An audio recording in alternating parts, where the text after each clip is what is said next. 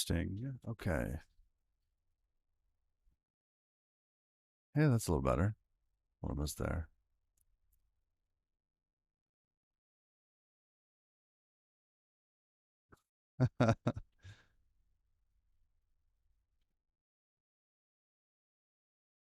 And webcam bits. Oh, there we go.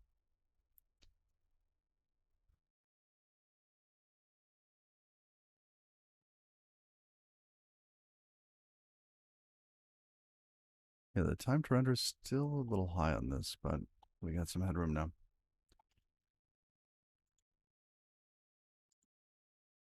All right.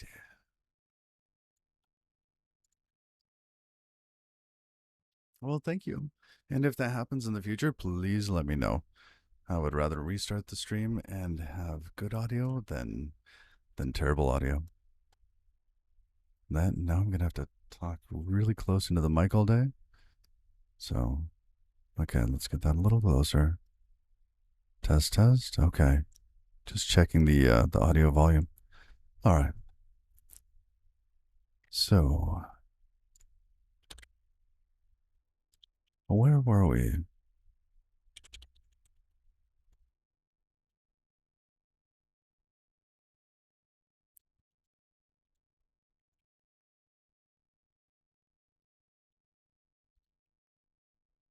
Oh, last night, I added CSP. Let me show you.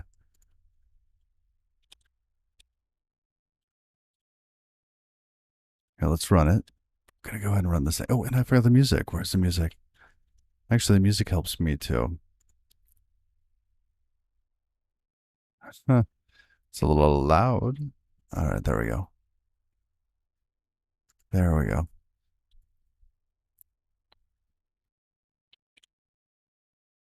So now, when we load up one of the pages, so the pages actually load other script.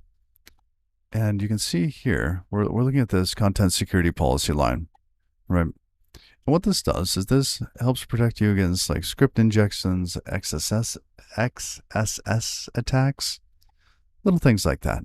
You know, things that make your life miserable. So what we end up doing here is we provide this content security policy, and we can say script source is none, yada yada, object source and base URI are none. Okay. And this with this special script source nonce hyphen, right, every time that nonce is going to be different. So if we look again, here now it's JTJR. And if we do it again, now we've got GZQ, right? So you see these things like that. So every time somebody goes to the page, all of the script tags on the page now have that in them. The browser won't actually show it to you in the inspector mode, but if you go to the network tab and you look at the response, raw response, and you scroll off to wherever those are, down here at the right, you can see that the nonce is included. And because this matches, it will load the script. If it did not match, then it would reject the script. You even need that for scripts, like inline scripts on the page.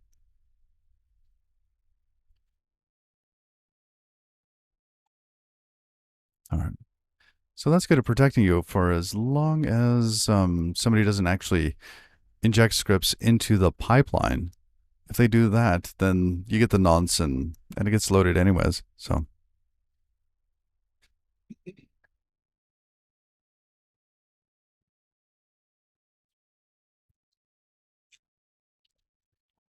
All right, so we've got our CSP header set up. We are coming back here. There's something that we still need to do. So we're going to hop in the rabbit hole nice and early on this. Maybe,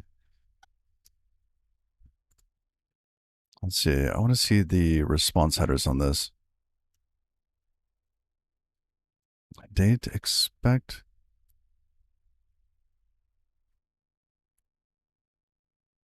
See, we want these to have some sort of expiration header.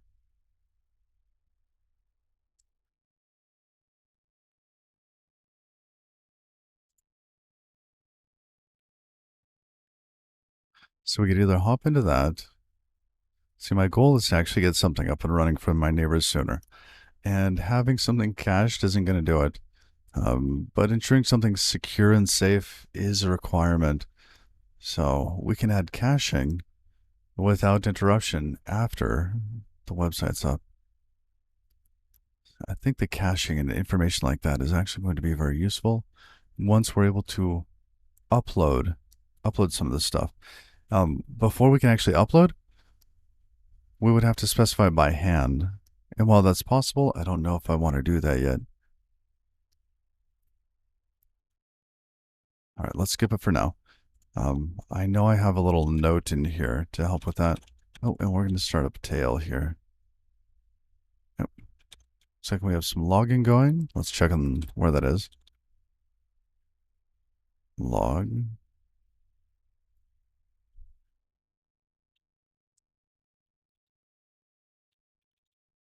Okay, I don't see it. Okay. So,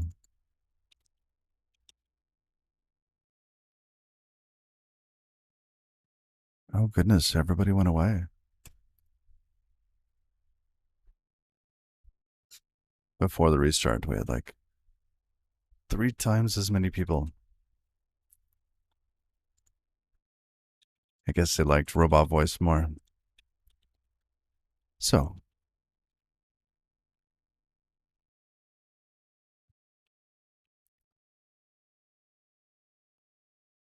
this is the nav bar, right?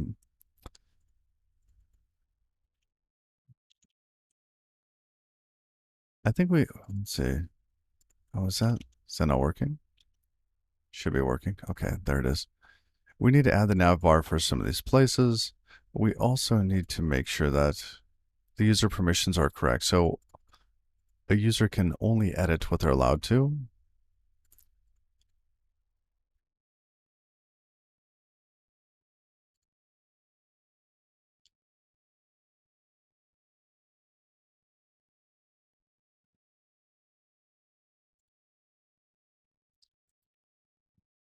All right. Oh, and keycaster.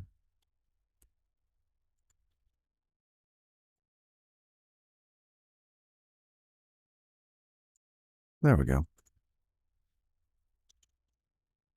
Very nice.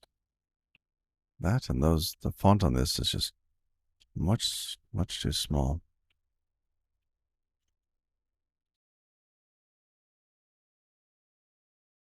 Okay, that one's okay. That one's okay.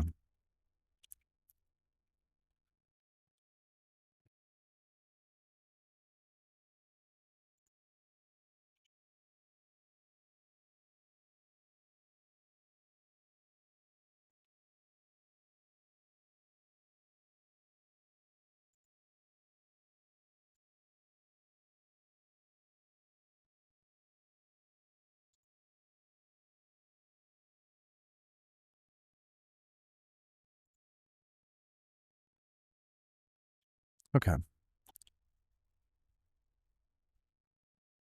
There we go. So I had to fix my mouse. My mouse was laggy on my other screen, usually because it chooses to connect over Wi-Fi instead of wired. So we're going to go into permissions. All right. So what permissions should each role have? We have roles. We have these 5 roles: owner, admin, editor, user, and visitor. So far, most of those are, very specific to kind of what you can do on the site. And what should an owner be able to do? Everything. How about an admin? Admin can basically create, edit, and delete users. An editor is less of a, a user editor, right? But can also, okay, I guess also is not the right word there. But an editor can create a page, delete a page, view a page, publish, and approve. An editor technically doesn't edit. which is a little weird. And they don't publish, but they can approve. It's almost like an approver. I don't know. And then a user, somebody like who goes around editing pages on the site, can edit, view, publish, and preview, and a visitor can view. Right? The only person in here that has permission to edit users is an owner or an admin. So we need to create some sort of admin page, limit what they can see, right? So should they be able to see the links to edit a user? Yes or no, right? So we're gonna pretty up this this admin page.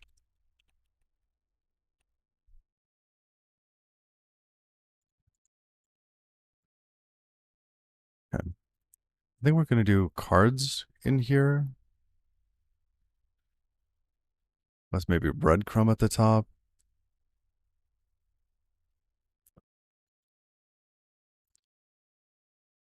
We could do a left nav, right? Left nav means that we actually have to have the navigation know who you are and what you can do. Otherwise, we could just have each individual card know who you are and what you do. If we're going to go the card route.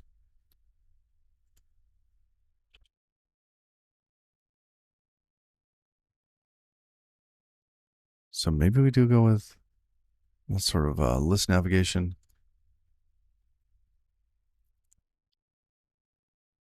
Oh, and okay, this is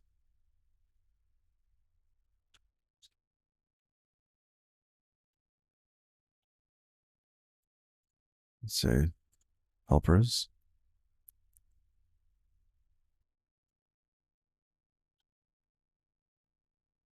Okay, not in there. Flexbox.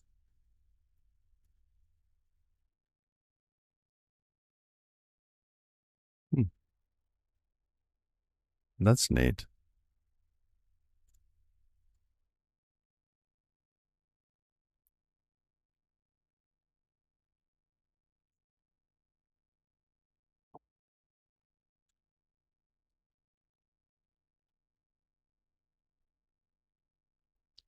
See, what I'm thinking here is that we end up using container in order to pull the page in a bit. See, I was thinking tiles, cookies, breadcrumbs. I like what you were cooking. That's funny. Morning, Ribbon. So we could do tiles like this, right? Like, oh, user editing, right? Add user, yada, yada. Um, and those are kind of neat, but maybe a little much here. Okay, let's do this one piece at a time. We're going to toss on a container. Yeah, probably is max desktop. Because I don't want it to go full width. Kind of want to constrain this. All right. So let's go to admin.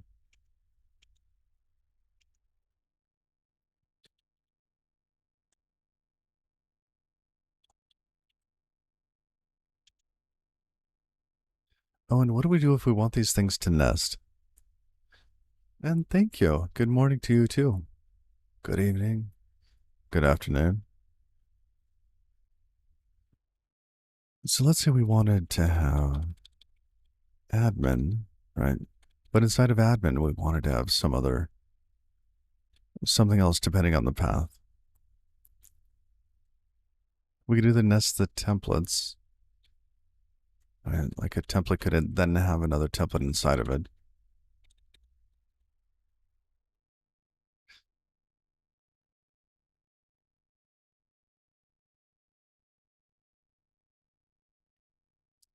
Or we have the rendering bits.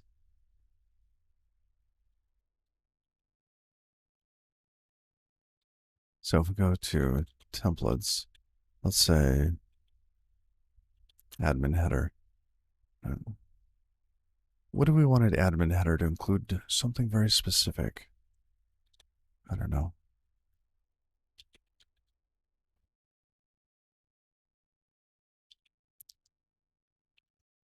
Do they talk about this on the mod? Let's see if they even touch on that. Partials. Yep. You can compose just by including the other one. Yeah.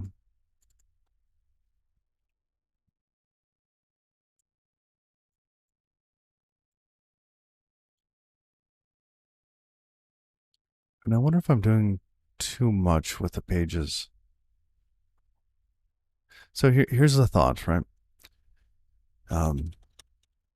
Right now we have these pages, right? Admin, these things. So pages admin, this is the one we're currently looking at, right? This one right here. Now, if you went into the users section of admin, you would expect to still have the header, the navigation would change slightly, but then you'd have the content of it to be users, right?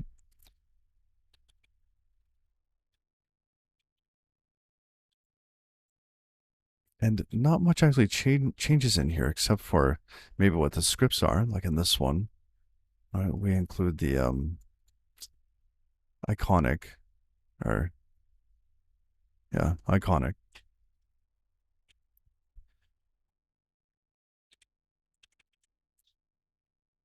I mean, maybe setup doesn't have these.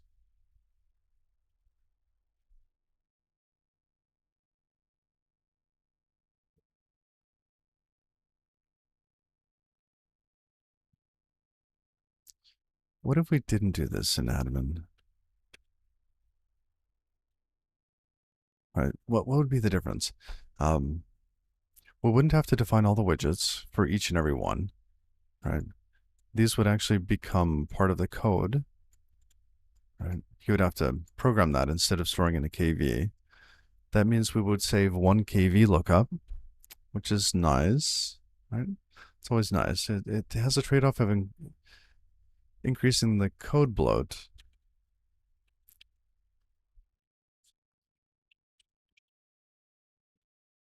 So what are the options here? Or undo that.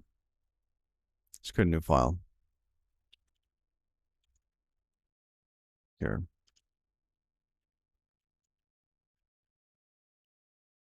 We'll call this random thoughts.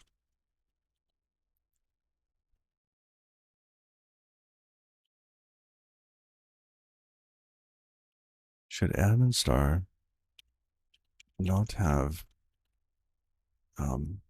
templates in KV?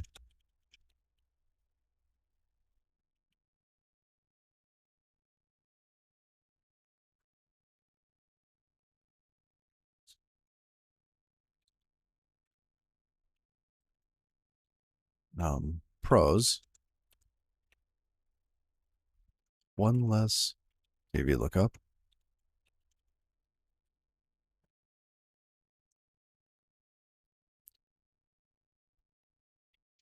Managing the JSON files would be easier.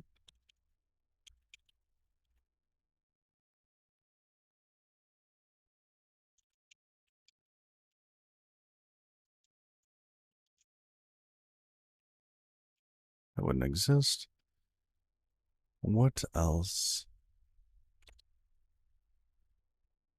Okay, how about some cons? Cons. Code size increase. I'm not certain about this one. I mean, that's a maybe.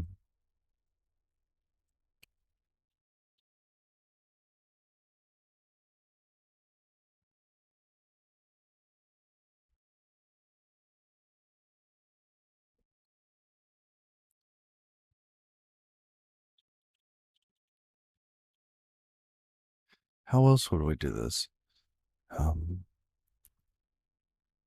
What else? What else would be a con on this? Complexity.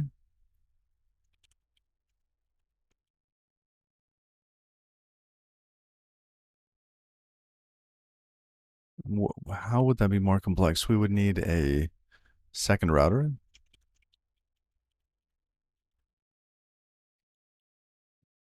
Right. Basically, we would end up having, instead of, say, we could, instead of pages, have admin, right? So we could have a special section, but why would we do that? Why wouldn't we just have, have a render a template and then just have one big admin widget? Because if we did that, can these templates then route accordingly? I think they could, actually. Because our router is just so simple. We could give it the path.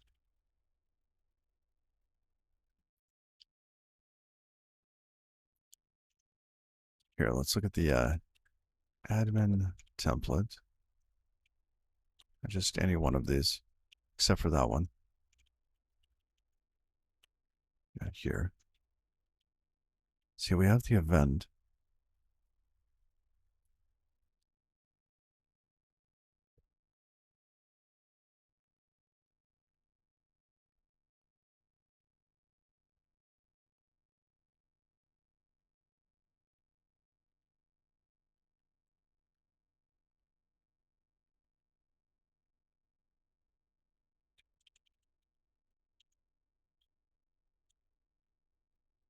Huh. All right, so let's say we wanted to do that. Let's create a new source template admin.rs, right? And this is going to take something like this.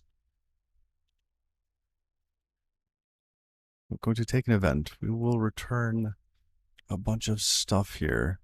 And then depending on the content, we'll swap out the content based on the router.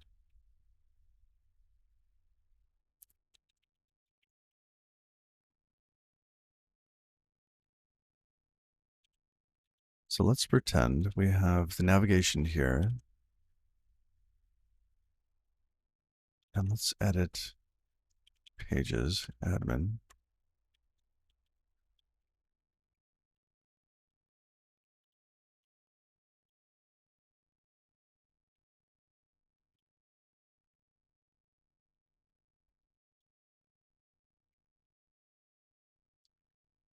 All right.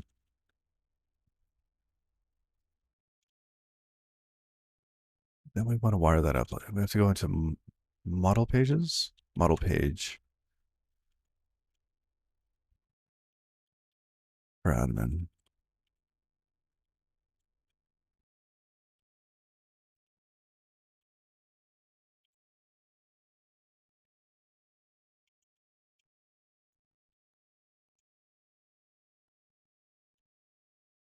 Template mod. Does this have admin in it? Yes, it does. All right. Coming back to admin. Let's say we were going to serve the whole page here, right? And we can basically have pieces of this broken out. Function header.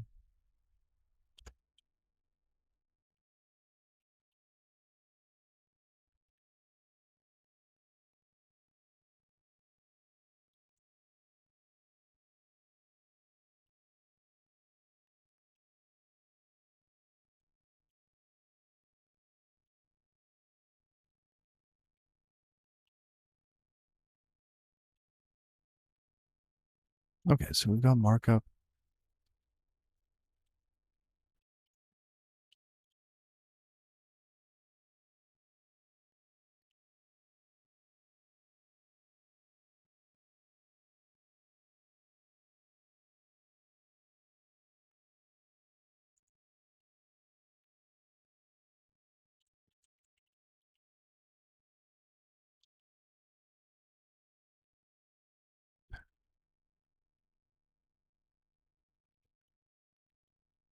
Put the header first. And then maybe some navigation, right? The navigation will need to know where we are, and so they can highlight the different item based on that.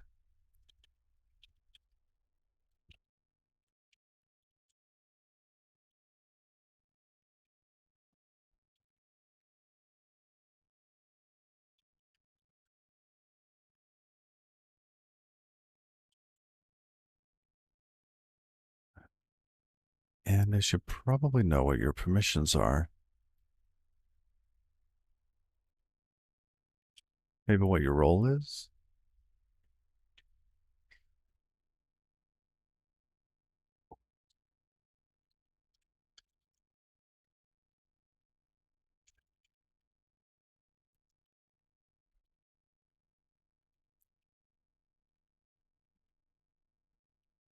So we do something with that. All right.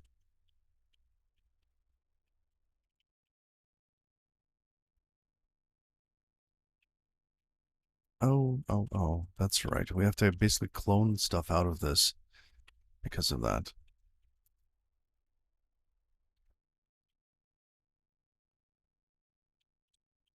So what do we want to take out of event? Well, we could clone the entire thing, but, or can we? We can. That's not a good idea, though. It's actually a really bad idea. It's only clonables for performance reason at the very beginning, so that we can actually do multiple requests all at the same time and see which one wins. And then when that wins, actually gets preserved, and all of the others get thrown away. Now, let's see.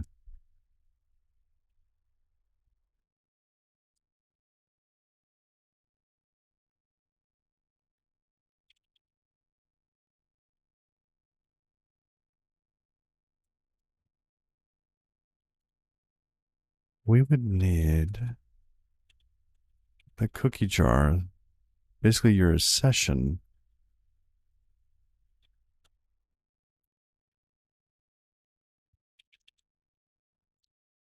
We need to know what your role is. Model session. We can go to and from a cookie. The wrong kind of cookie, or is it the right kind? It is the right kind of cookie. Yes. So we can create a session from a user object. And this is what happens during login, right? From cookie, we don't do yet.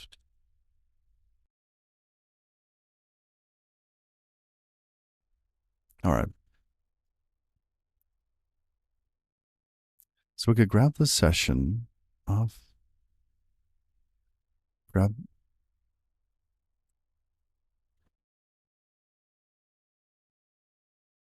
interesting.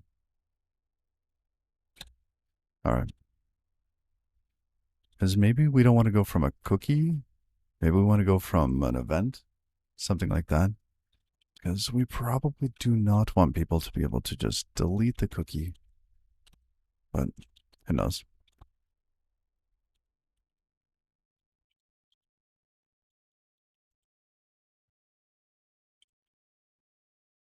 Roles. Let's say that this navigation, or I guess this could be their session.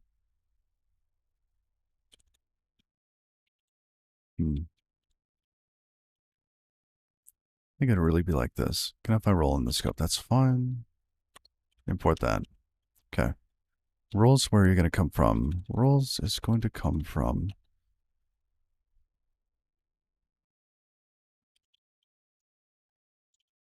session is equal to session from event dot cookie jar. I want to get, I don't want to remove. Okay, so we're missing a function on cookie jar. We have add and remove, but we don't have get. See, in this case, we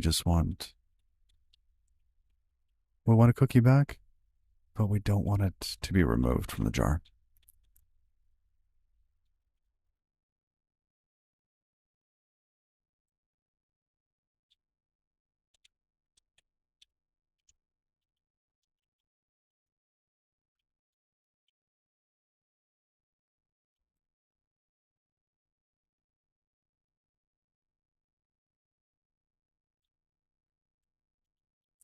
And this initializes the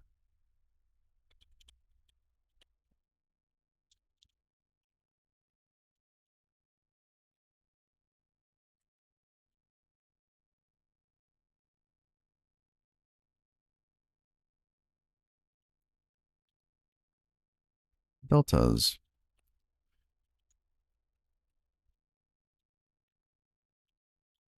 adds, removes, changes.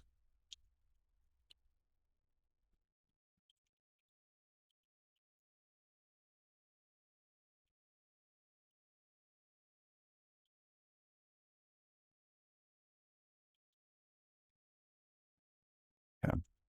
Let's add a get.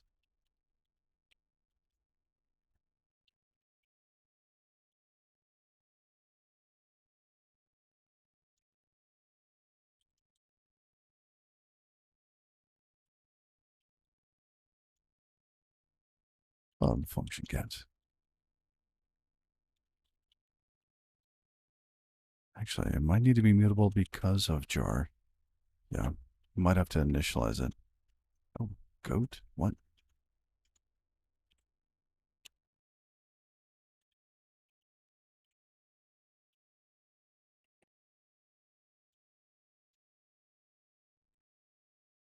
I wonder if we should do a little bit more of like a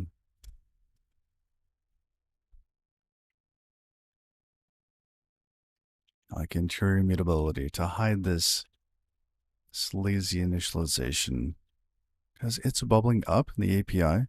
Like add and remove. Okay, it makes sense that it's mutable. Get? It's kind of not quite right there.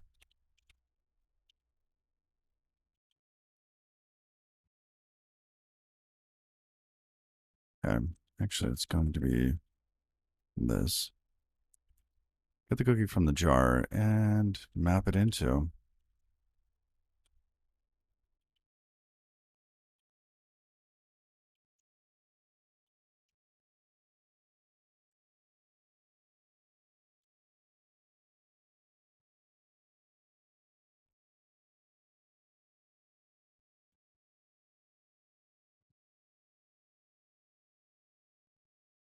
Okay, admin template, cookie jar dot get session.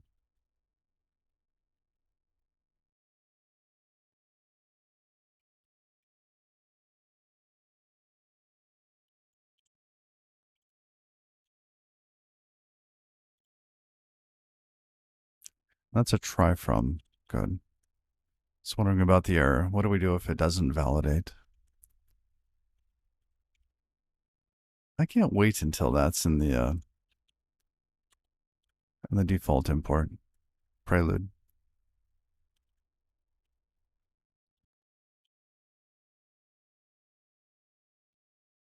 Oh, it's from an option.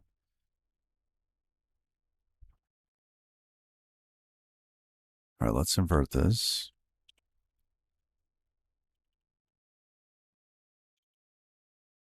Map.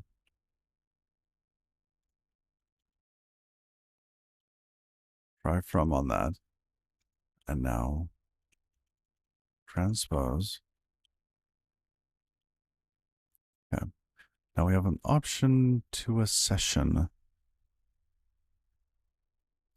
Given that somebody might not have access to this, maybe this should have been checked before.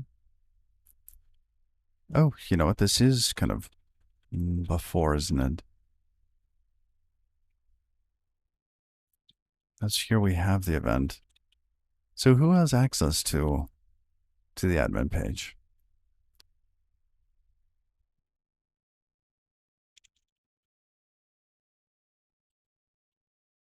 Let's go look at session again. session has your email and your role. Now, you have to have a specific role to have access to the admin. So owner, of course, admin, editor, and user. Does user? Yeah, I think it's everybody except for a visitor. And we will do this with kind of a whitelist. So only these have access to admin.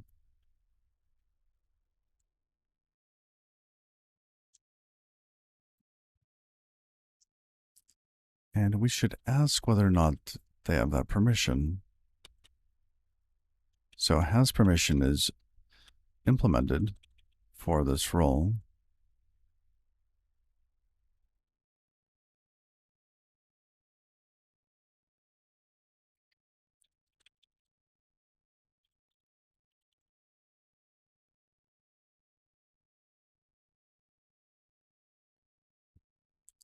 Should we have a permission for access admin?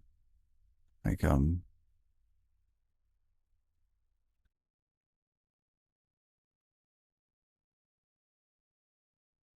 think this is how the RBAC is supposed to work, right? Basically define your permissions, what they have access to. You don't derive permissions. Like, oh, well, you can create users, therefore you must have access to the admin page. Right?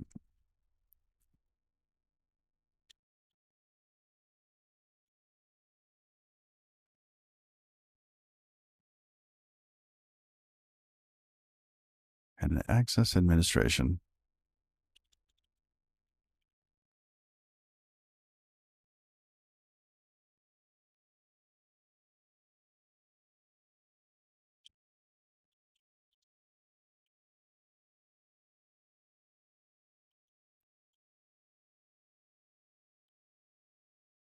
Admin view. All right.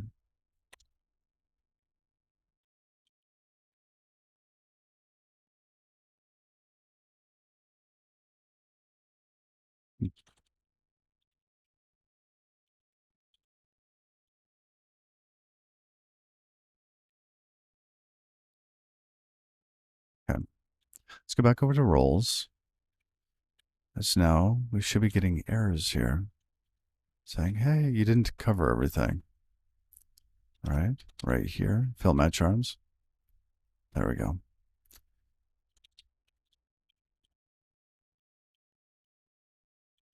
True. True.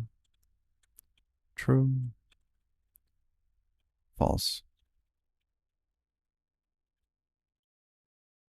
Okay.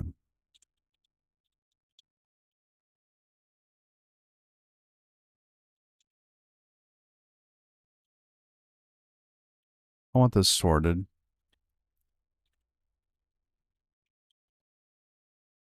All right.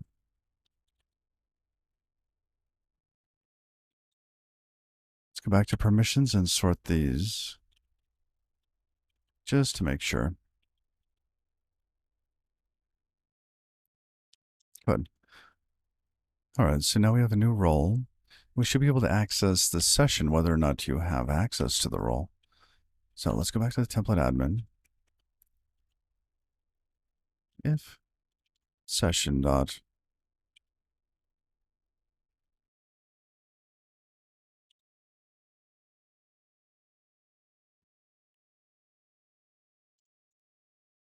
we don't have any public anything on this.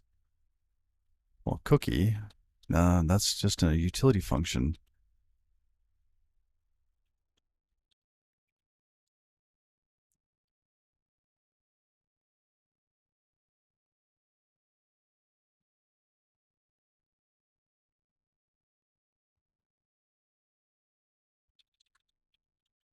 I feel like we should kind of codify this, right? Vector of roles.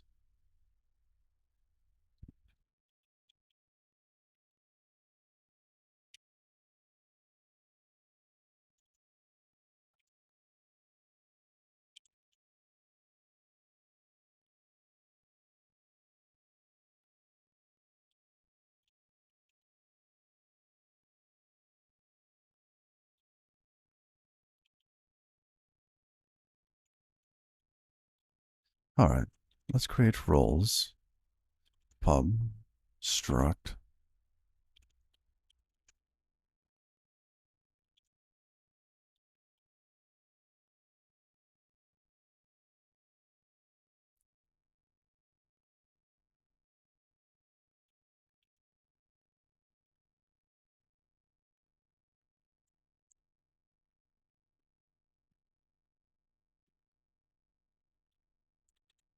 And this. We're going to get rid of that.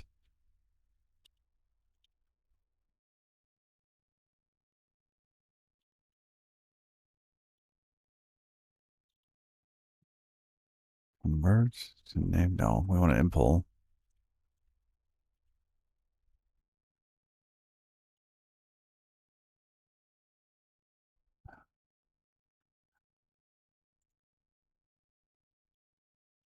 All right, now we have roles, pub function, and remove that. What else?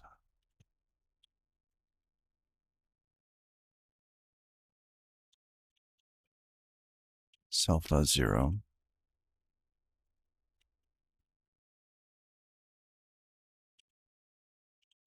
Okay, but now,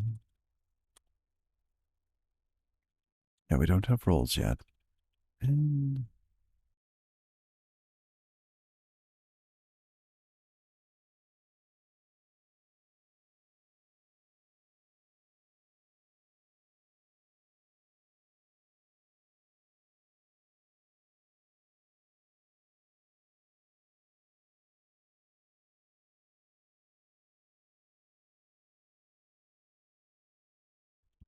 a session should have roles. Okay, which means that roles needs to implement serialize and deserialize.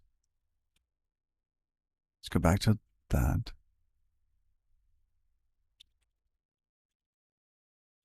Here. Okay.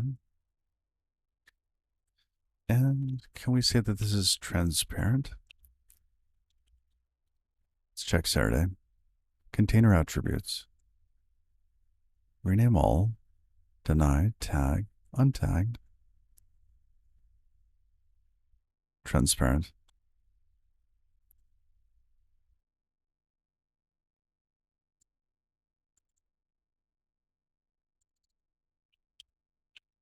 Okay.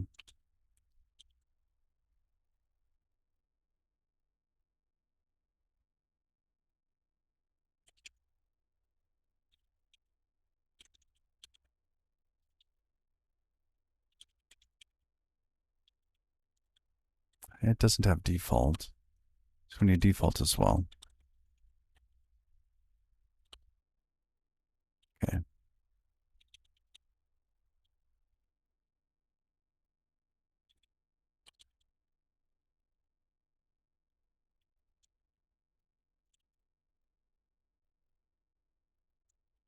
Do we even call this like user has role?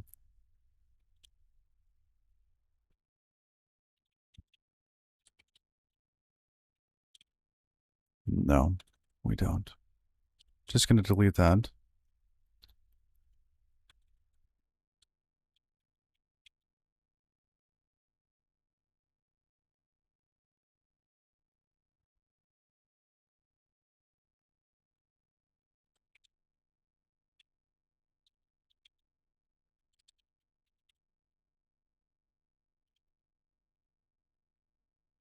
Now, why do we have to do this? From post data,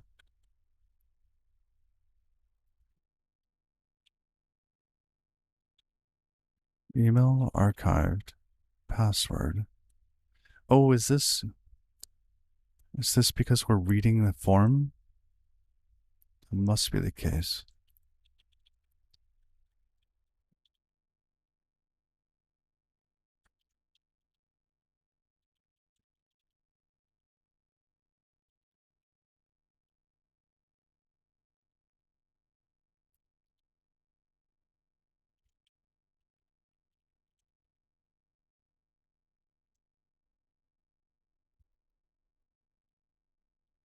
All right.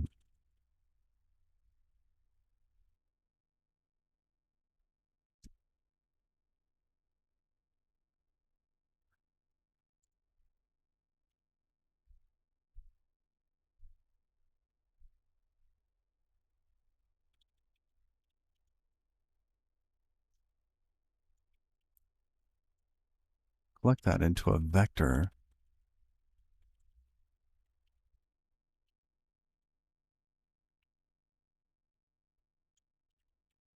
We map into roles. Oh, come on. Model roles.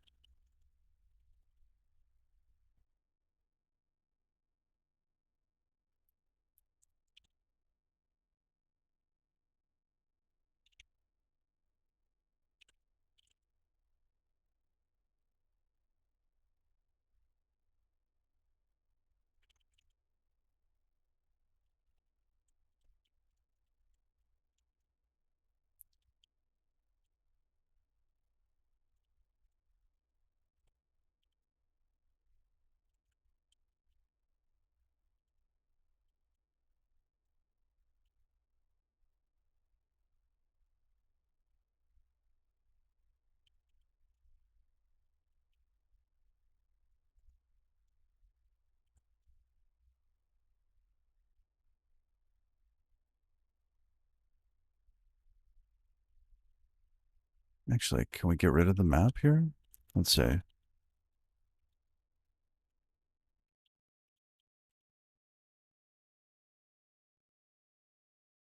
Oh, I can't do it. That would have been fun. Okay.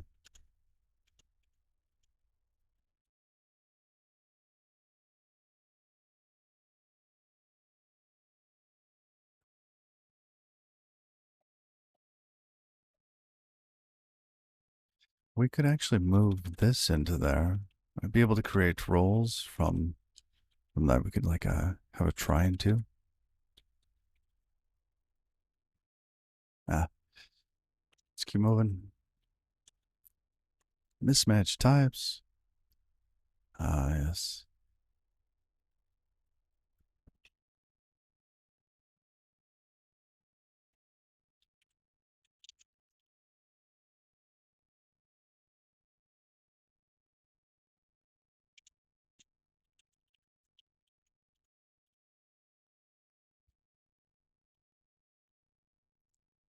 Why even do that?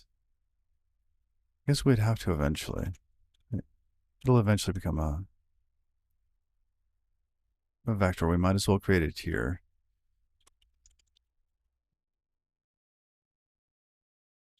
All right.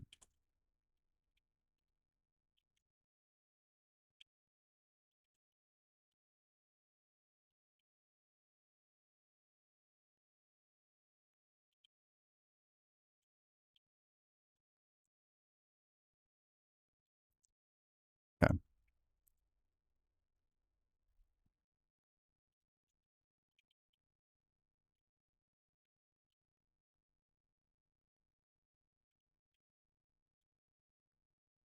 So now we have a session, right?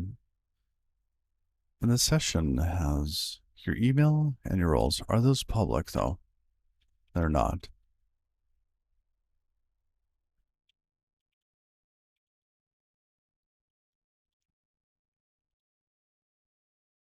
Okay. Now they are.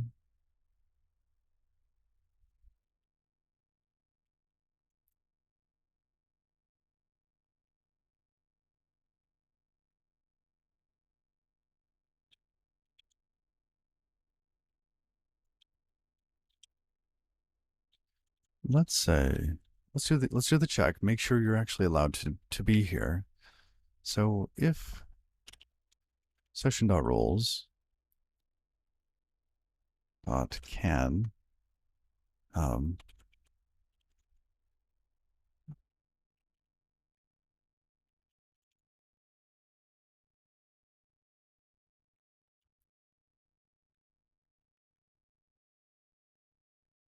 so if we can admin view, or if we cannot admin view,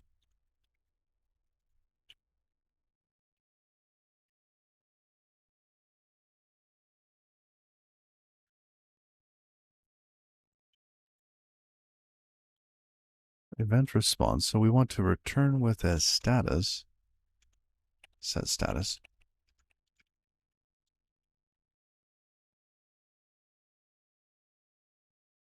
401.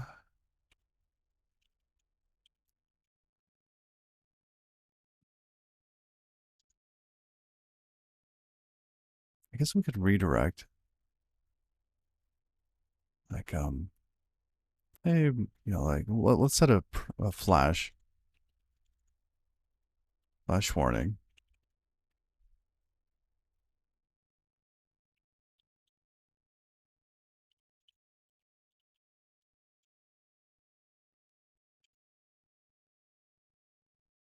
All right.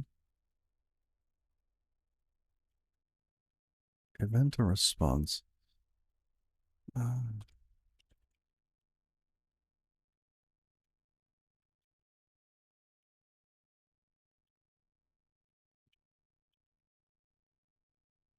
it's an option.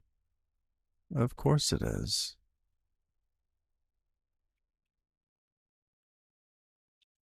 It's an option because the cookie might not be available. Do we have default cookies?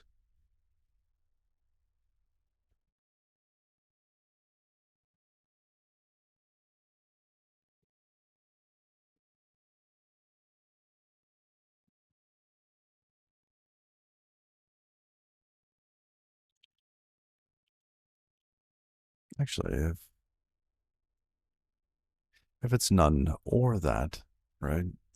Basically want the same thing to happen if you don't have a cookie for session, or you do have a cookie for session, but you don't have permissions to that page.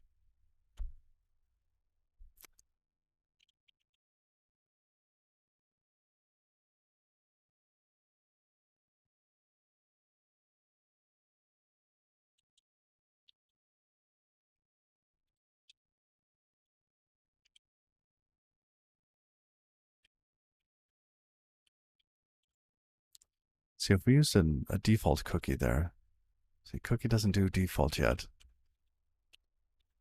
What is a default cookie? Does Chrome have a default? No. So we could implement default for this.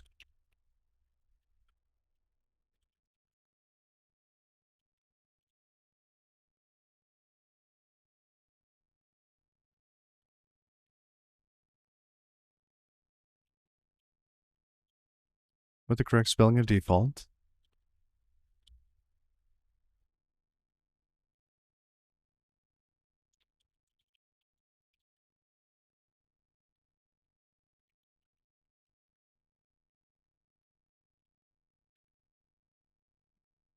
Name.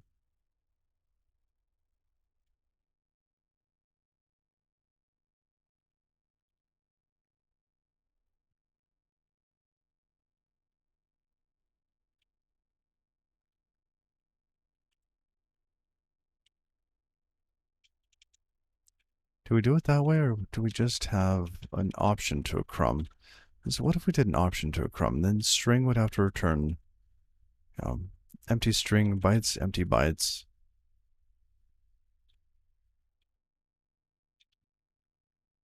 And that's kind of gross. I don't like that either. So, but it's the same effect as building one of these.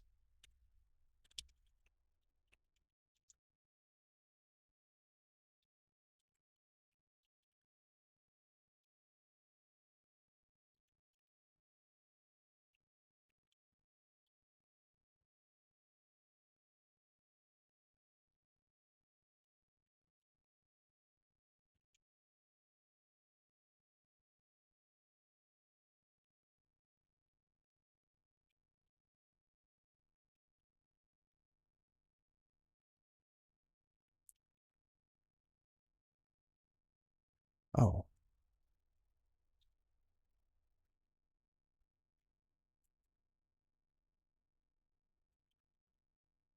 yep. Wrong level. Still wrong level. Unwrapper default here. Okay.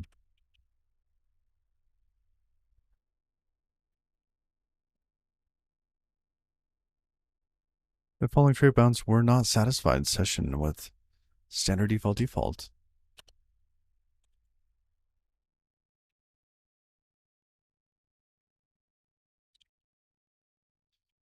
Oh, because it's a default session, not a default cookie. Oh, that makes me feel better. All right, get rid of that. Default session. Much easier. Much easier. Basically, no email and no roles.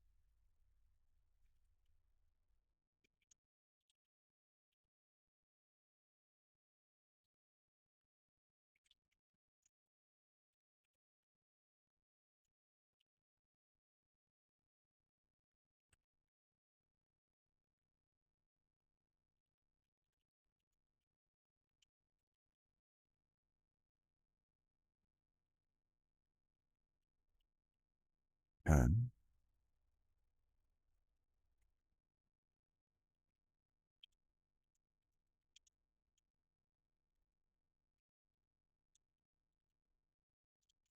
toss the default on there.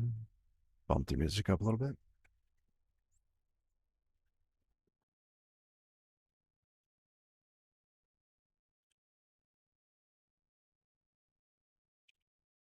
So we have default, serialize, and deserialize. Now,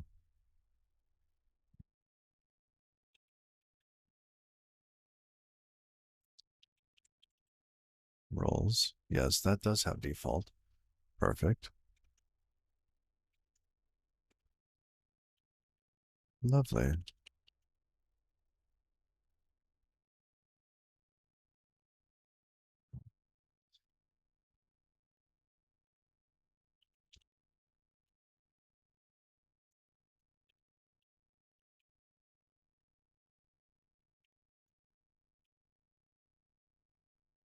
Does models not have... Oh,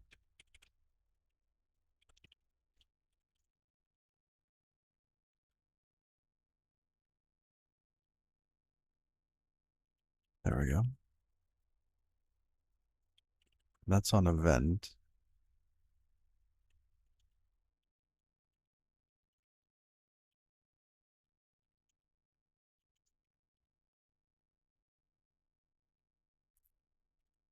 All right.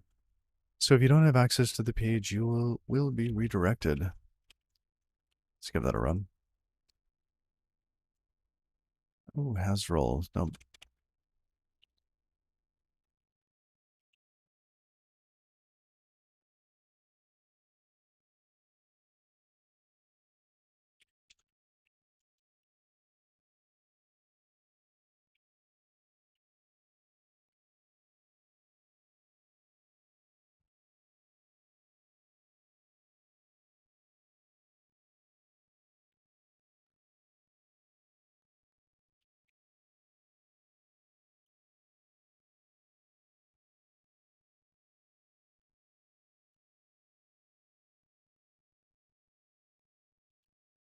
Okay. So then depending on the roles that you have, we'll query that to see what you should have in your navigation.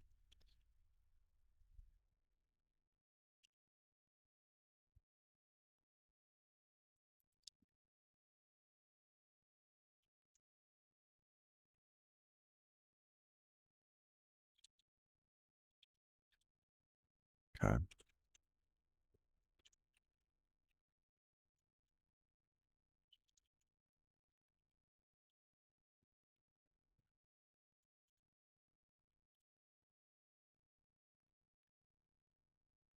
Has role. Line 61. Where's that? Source error. Ah, if user can. Oh, if they have the role. So that was being used.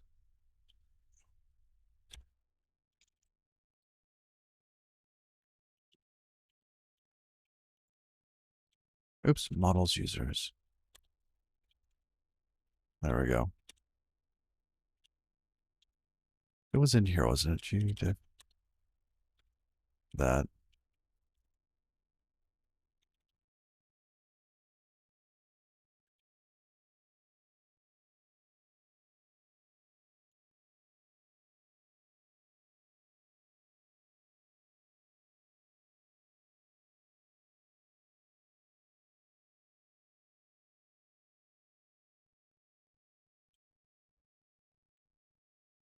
All right.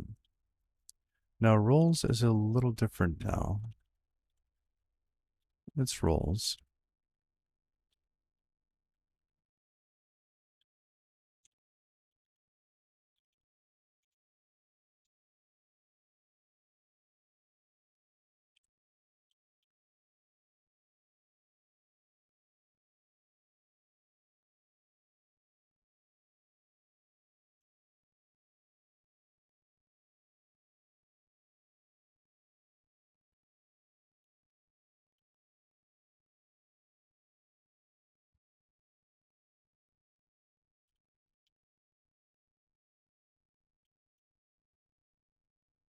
And that's public. Why are we doing that?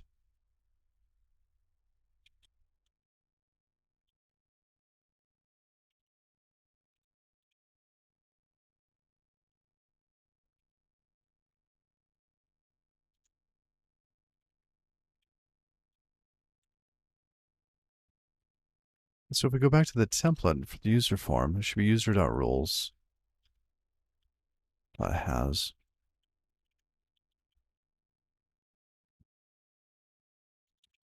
There we go.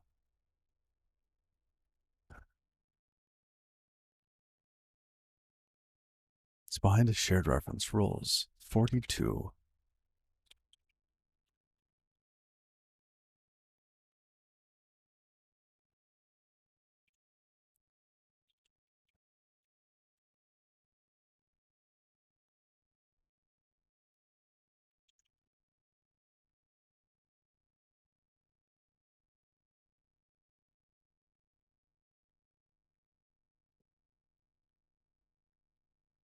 Hmm.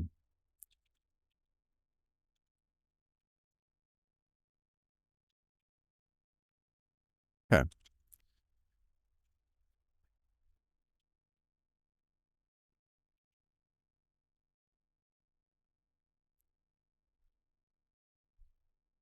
Let's try it out.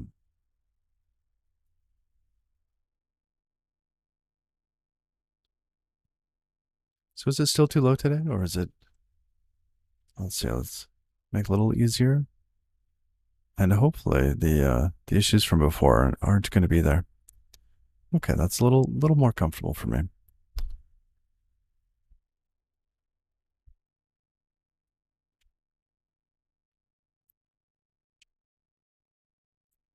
It's just going to pick up a lot more now, which is good. I just need to make sure it doesn't go over the line. Let's go to localhost. All right. So it looks exactly the same, except our navigation's wrong. We went to the wrong place. Why is that? Lib.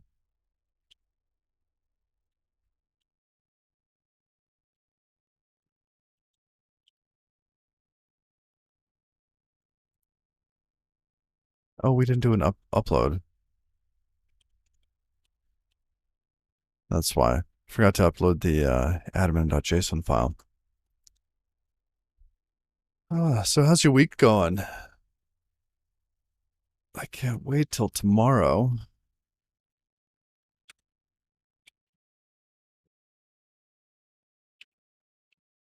I'm looking forward to tomorrow. Oh, setup has already been set. Status has already been set. Why? Oh, because we're in the template. We're in the render.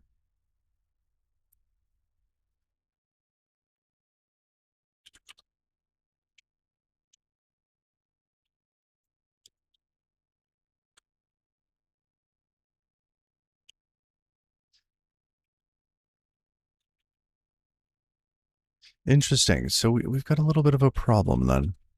Our admin template here, right? When we get to this point, it seems like we should be able to modify the status until we start to return it.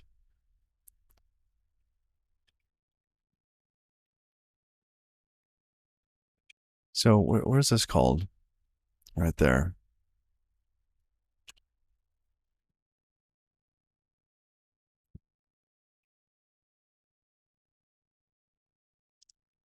So we do that and return an error.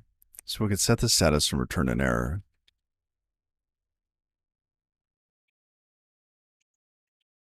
Where is that used? Templates and model. Okay.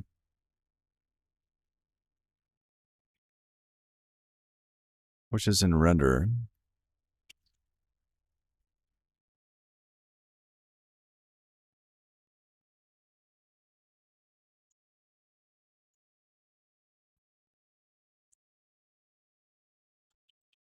See, in these widgets here, why? Well, let's step back through that. We end up getting a collection of these futures. But why would the status have already been set?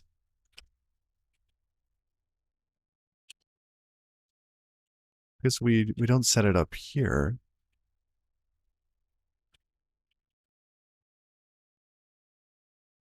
Oh, it's saying that it was set by the time we got down to the end.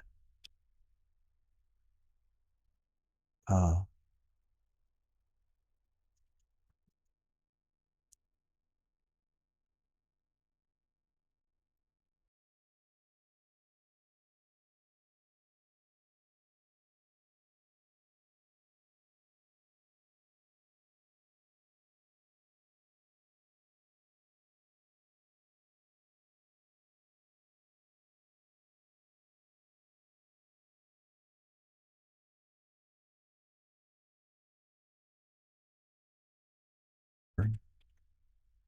In this case,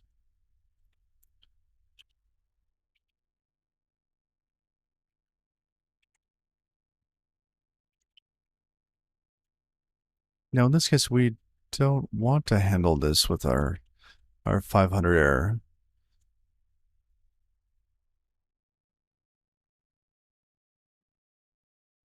So we could either return via the error chain, right, the error side of things, or we could try to change this up so that we could return success earlier. And what would returning success earlier look like? If we were trying to return success earlier, render would have to be aware and shouldn't do this status here.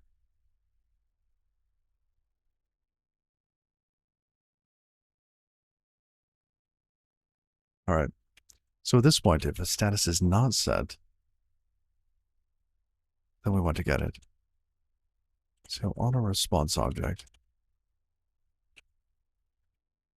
that's pub. Okay, so if it's none, if event on response,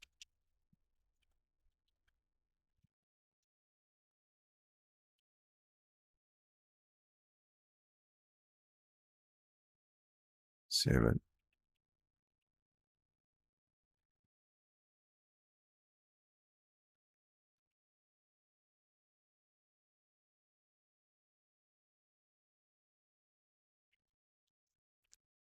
All right.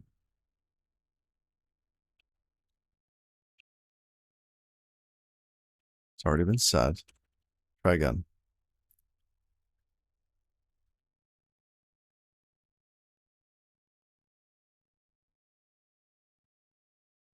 That and we should have returned actually. I think we also have an error on the admin page. Oh, not admin setup. Templates admin.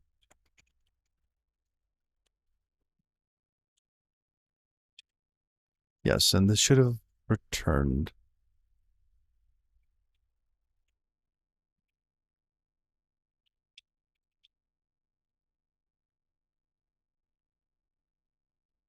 I don't really want to return like an empty one of these. I guess that's possible.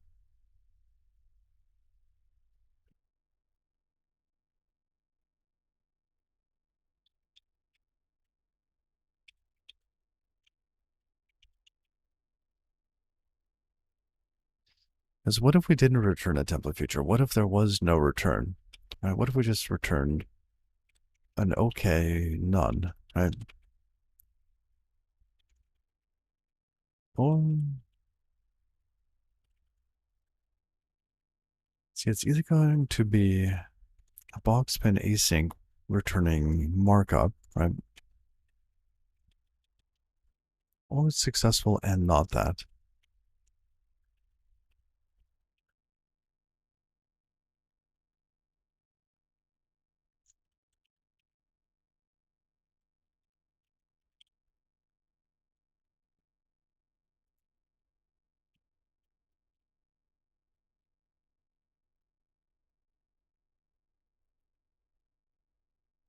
It would be in page build widgets.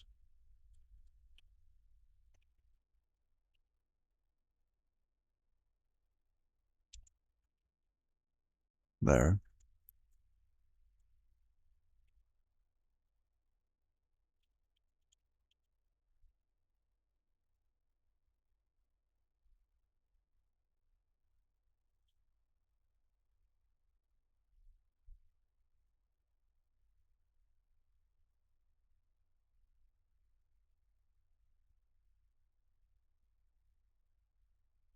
No, I think this should go through the error side.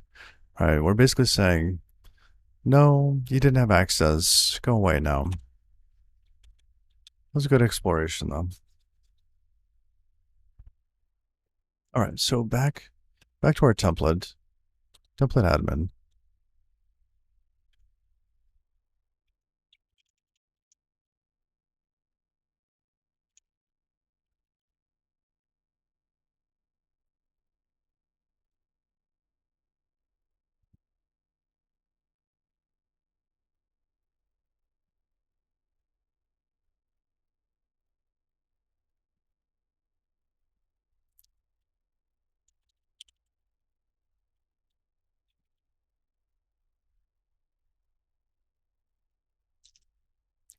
So we could either have some sort of, well, how would we describe this in an error? All right, permission denied, something like that. Um,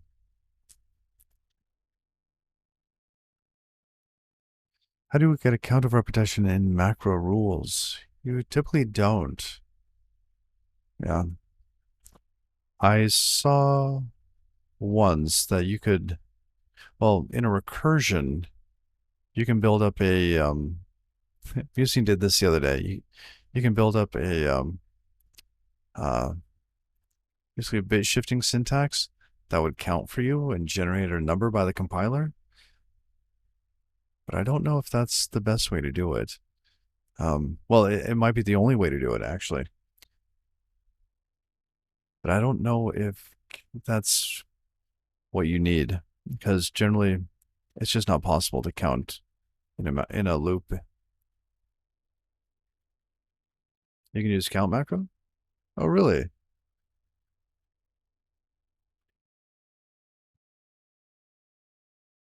Huh. Yeah, I didn't know about that.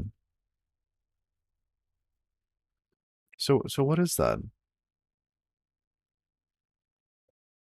What is this count macro you speak of?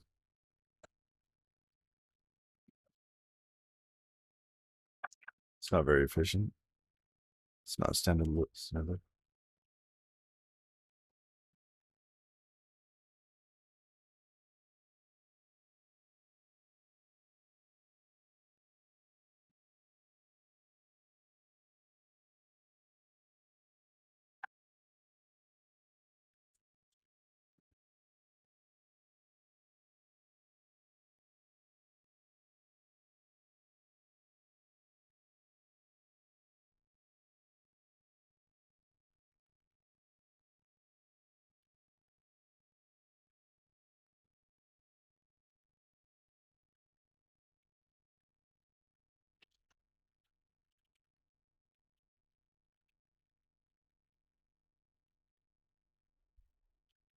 I just don't like using error for that.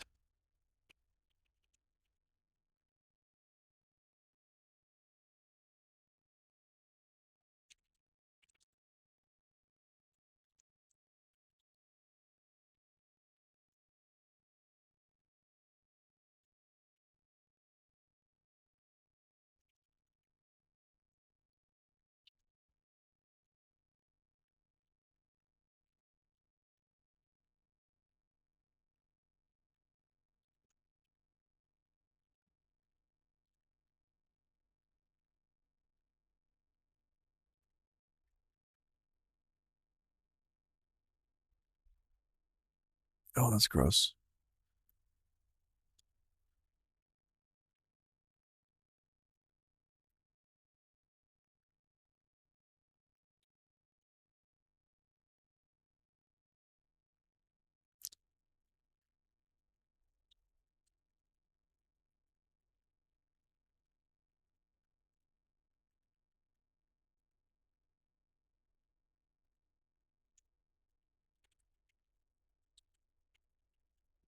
All right. And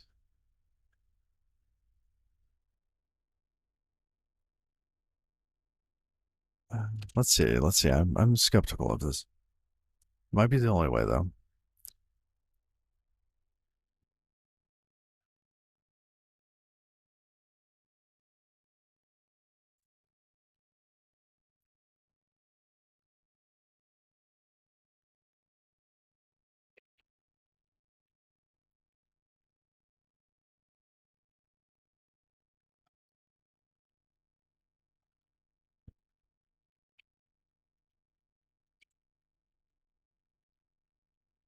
Oh, good. We got page not found.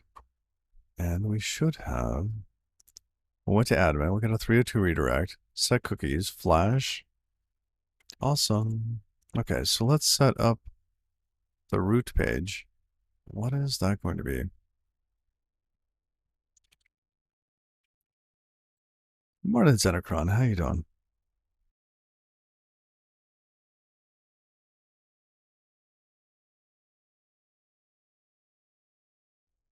All right.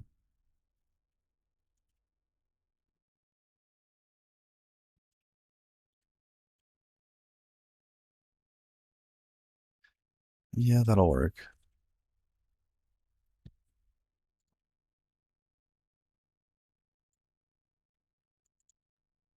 I'm doing well, thank you.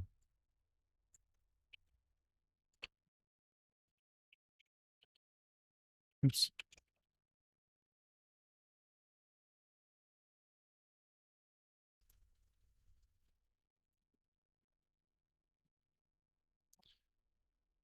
So it's 1 plus that. Um, that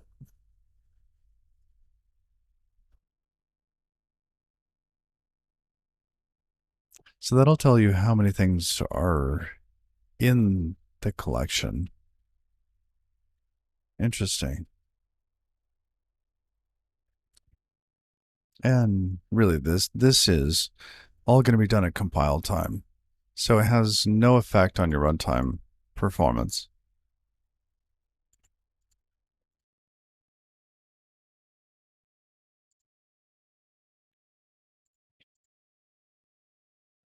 That's cool.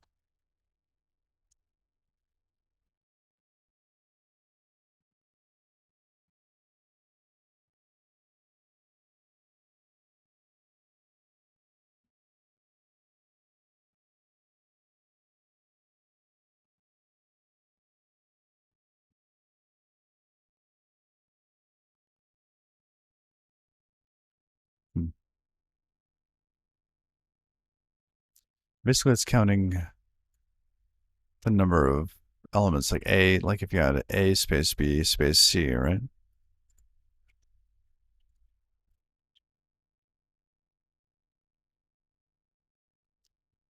Yeah, I'm doing all right. Midnight Muffins, Monsieur Halsey. How had a power outage at your place? You don't want to burn through your data. Um, yeah, we're just slowly chipping through some of the permissions. Yeah, it's I'm glad you stopped in. Good of you to stop in. Thank you for that.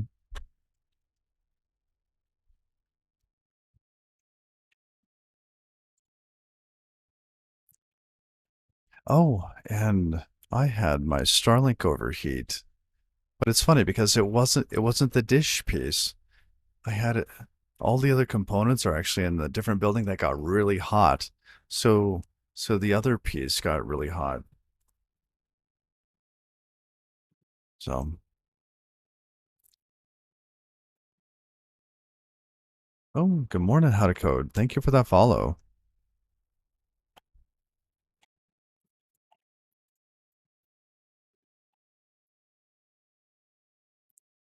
Let's see if we can get a basic page here. Total count of X. And that's what it looks like.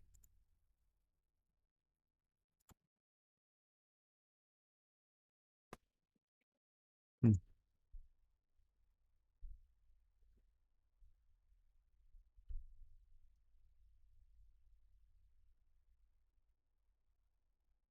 I'm still trying to parse your name. I mean, it'd be easy to say like Catrocitus, but it might be Catrocitus. Maybe it's Catrocitus.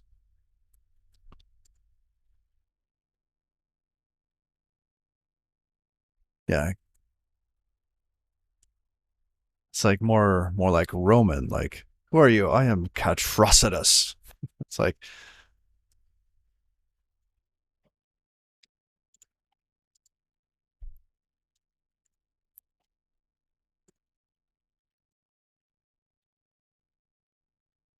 that's what we were thinking too. Yeah, it's like it's a cool one. That's from DC, a villain named Atrocitus. Gotcha. That makes sense.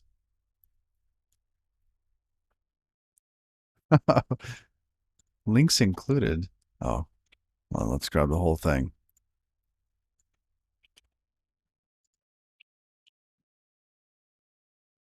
Oh my goodness. A Green Lantern there?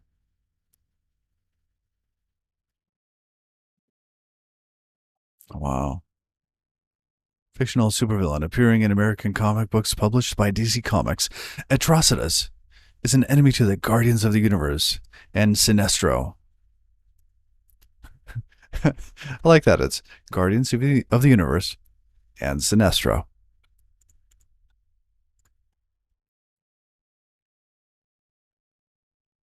He is the leader of the Red Lantern Corps.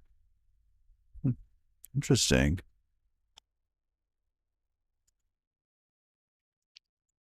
That's fun.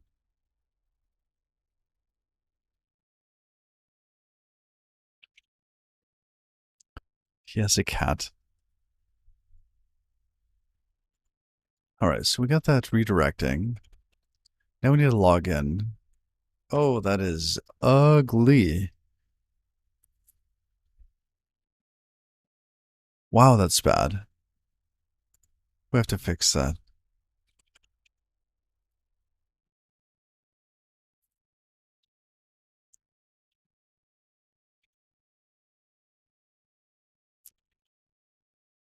All right. We're going to take some from a setup. All right. So we've got this nice little setup here.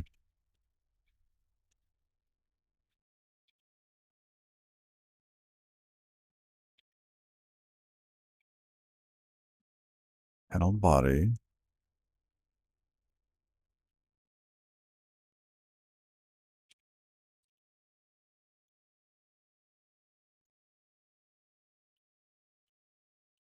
Okay.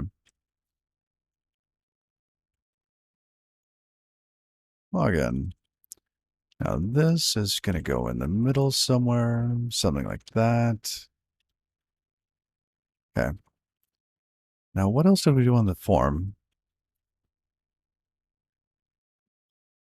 Yeah, we had field.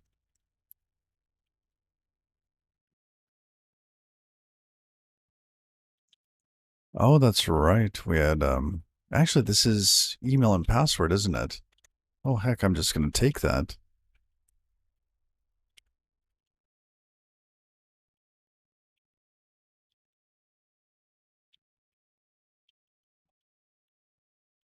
There's our buttons. Okay.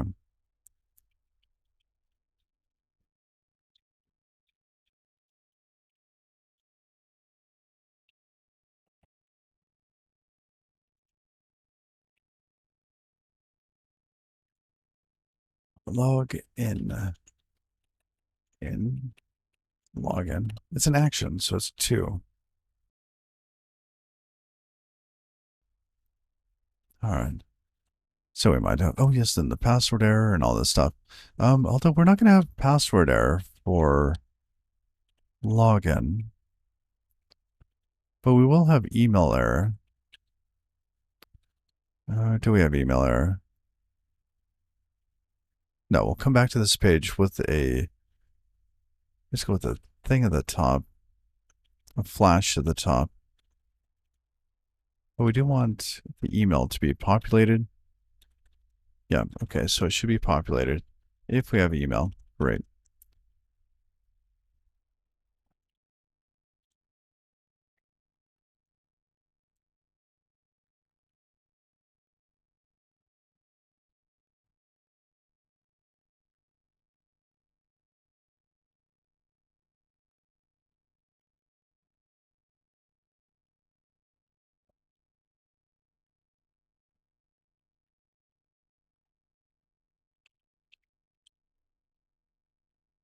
Ooh, much better. All right, now let's work on this. We need a border in there around the form. That's what we're missing. Yeah, we have padding 5 on that.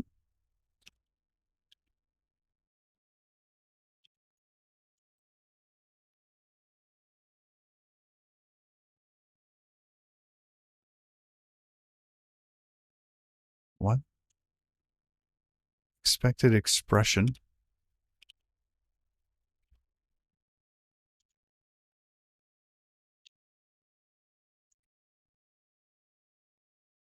Okay, so this one works just fine. It's got a p-5 in double quotes, dot p-5. Oh, class. Yeah, we're not going to do that.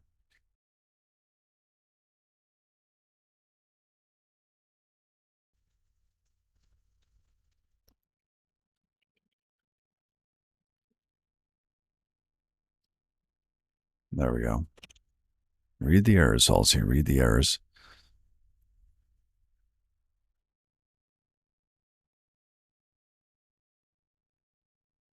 There we go. Good.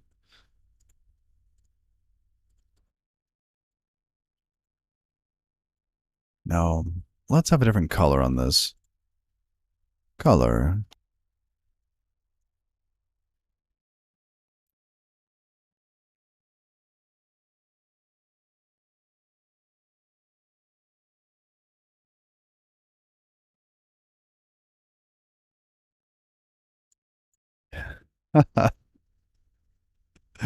You can set any element to one of these 10 colors, or 9 shades of gray.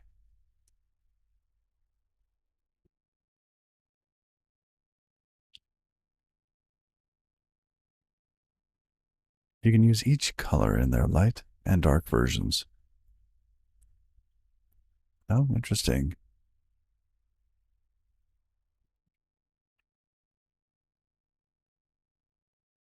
I like the dark versions.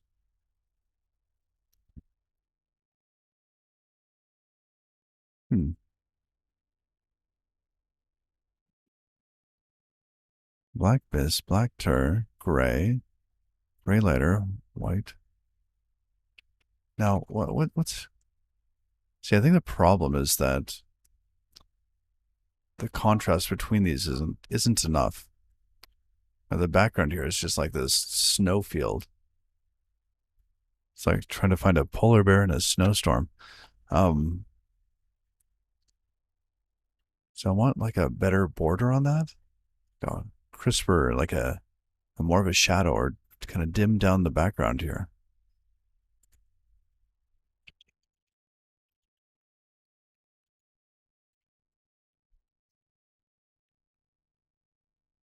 So now, the reason I was looking is if we click on this and we go to our styling.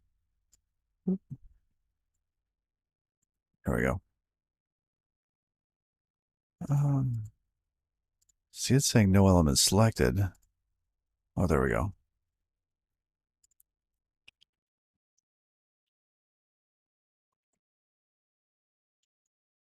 See, that's the problem.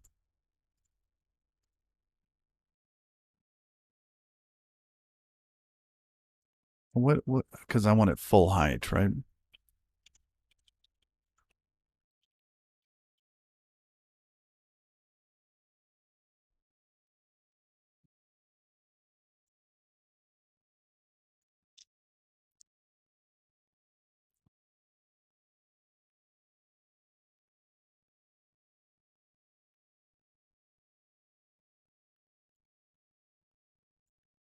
Yeah.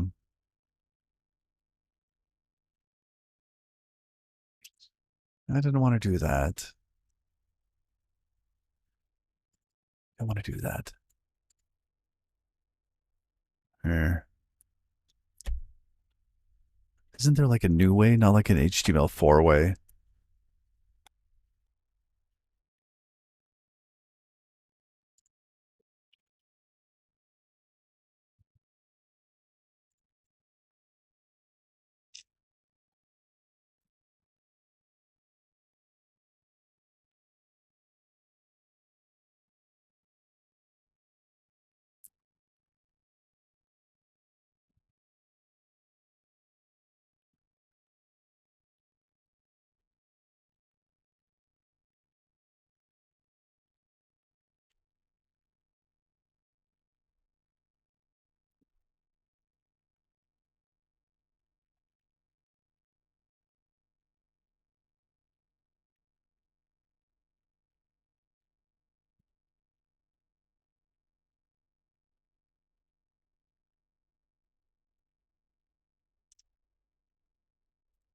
Best answer with CSS. Yeah, 100.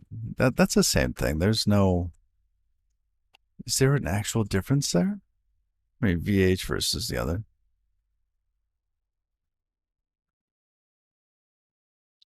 An alternative to setting both HTML and body elements height to 100%, you could also use a viewport percentage lengths. It's just an alternative.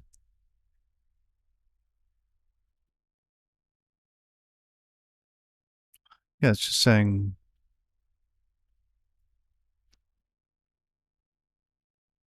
huh,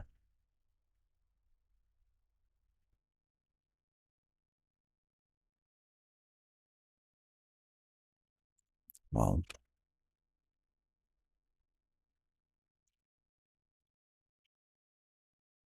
where is our HTML block?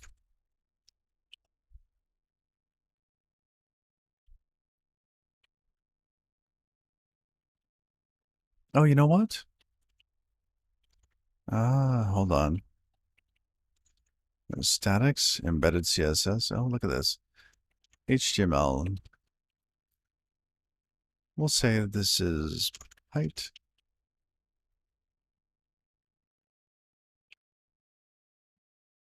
Now, why? Uh, we definitely want to kill the padding too. Although I think modern browsers don't really have padding anymore.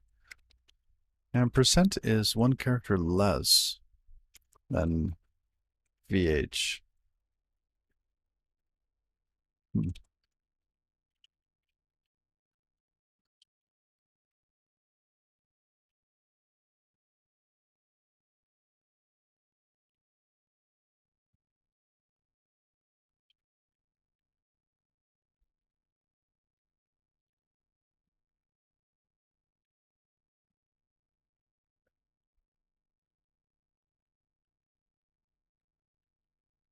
Okay. So that should at least give us, actually, that probably did nothing because can't do it that way. Um,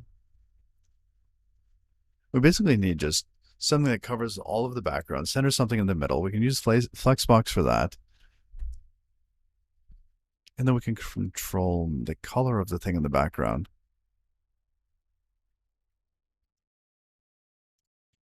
And then this is likely, okay, our login page has too little on it, which is why this is an issue. Like here, if we went back to body, oh, Do we go to style? We did. Look at that. Oh, beautiful. So now if we set the background color,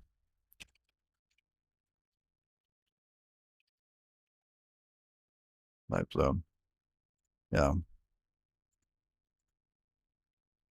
But that's not actually going to be helpful. Okay, I'm gonna back out of that rabbit hole. This looks 100 times better already. Oh, and where is... We don't have our icons.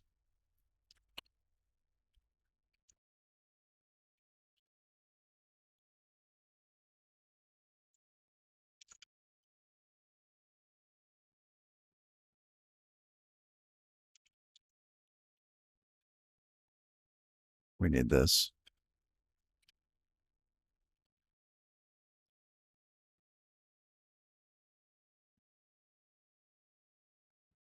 Okay. That'll give us our little icon there. Then if we fail the login, so-and-so doesn't exist. Oh, no. Okay. That's fine. Now we have our little email. Login. Login failed. Do I not have any users? Or is my password empty?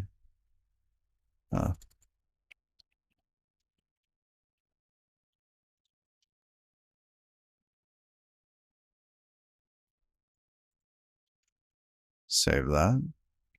Okay, let's go back to login.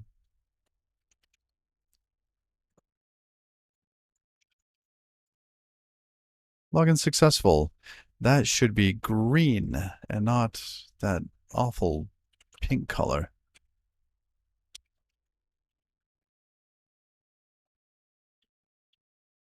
Huh. So what was the level for that?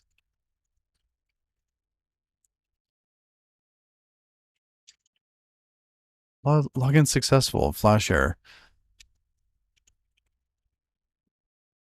Flash. No, it was info.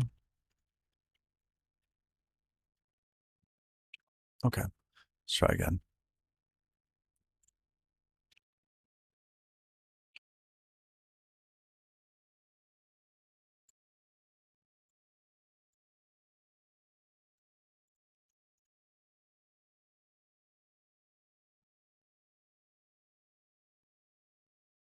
Oh, and it bails on us. So,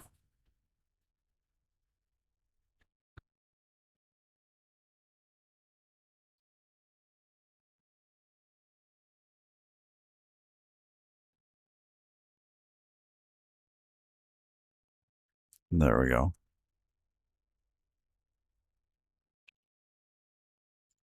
Login. Login successful. Beautiful. Okay, that should probably take us somewhere. But for now, we're just going to go to admin. Error. Ooh. Not yet implemented. Fantastic. Because in session models, we have a to-do.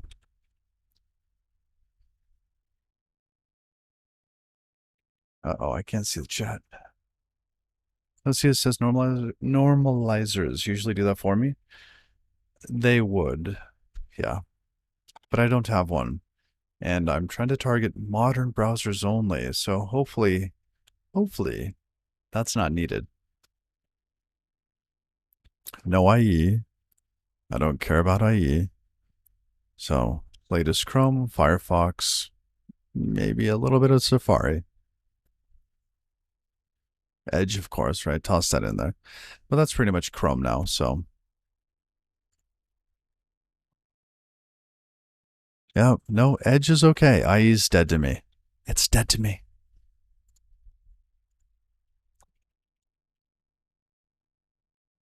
All right. So we're going to validate this cookie.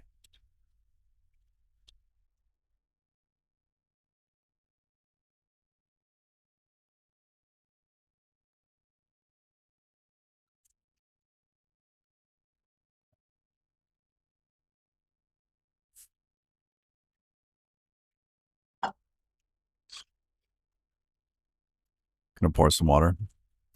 How dare I not support Netscape Navigator in 2021?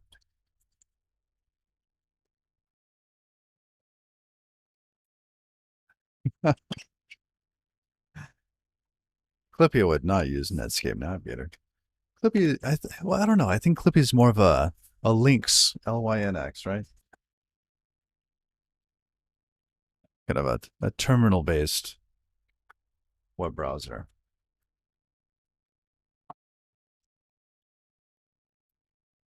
Okay. So, where to? As long as it's not IE, that's fair.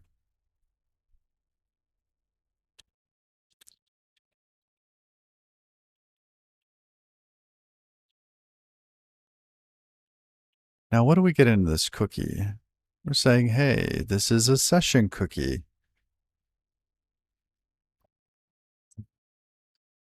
Do we have a name for this?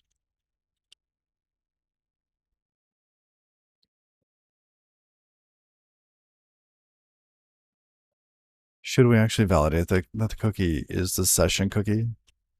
Probably not. So when we get a cookie down here, we add a raw cookie. So we need a way to get the raw values back out. It's because we don't want to double base 64 encode it.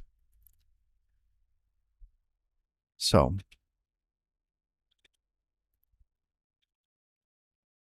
let's go back into cookie. We need,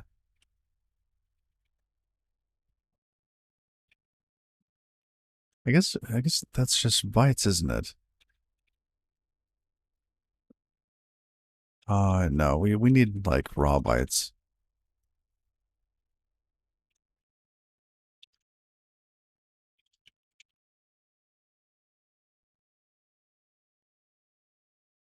Doughy center.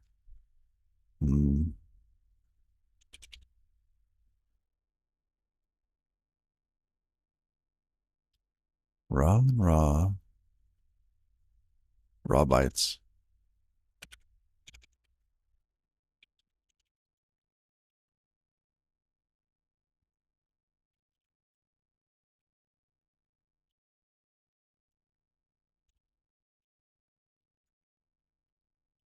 Value raw. It's an option to a stir. I guess it will be a string, won't it?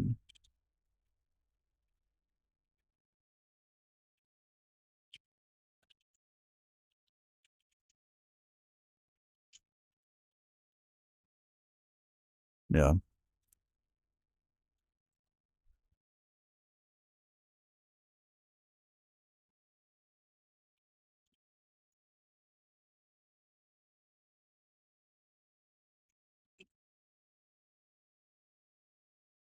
Okay, now we have a roster. A roster. No, not a good pun. Because it's not, yeah.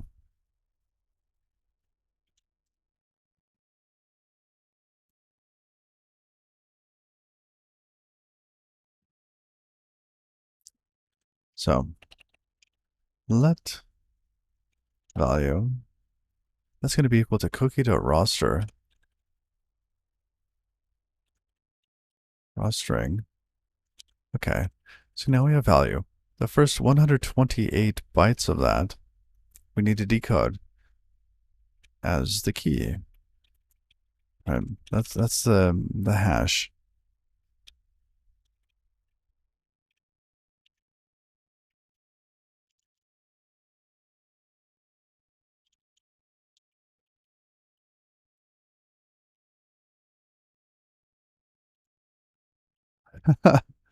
Back off, Vim. Come on. Get the value.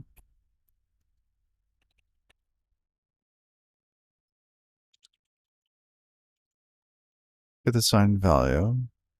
Or get the value. Whatever. Get the value. Check that the signature matches. Okay. Decode.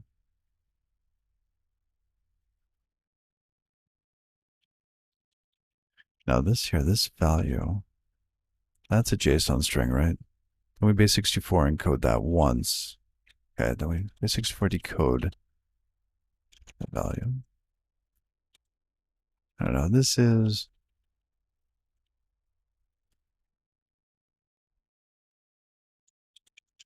signed value.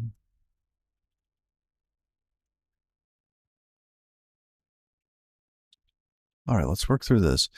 So get the hash the cookie was signed with. Let signature. That's going to equal. I guess this has to have some sort of length too, doesn't it?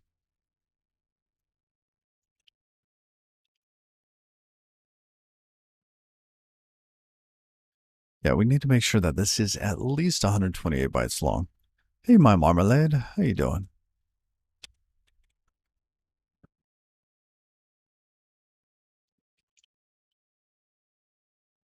Let's see if signed cookie, signed value, dot length is less than 128. Return error.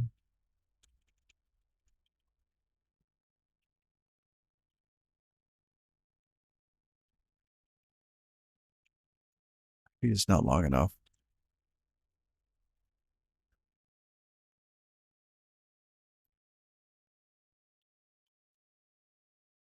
Little less information. There we go. All right. Signature is going to be signed value.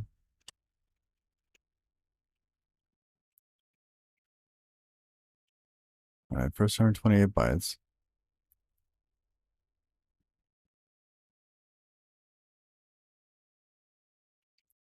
We want to base64 decode that.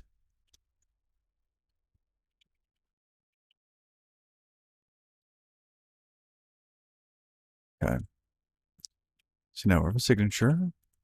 A vector v8 size should be exactly the right size. Now we get the value.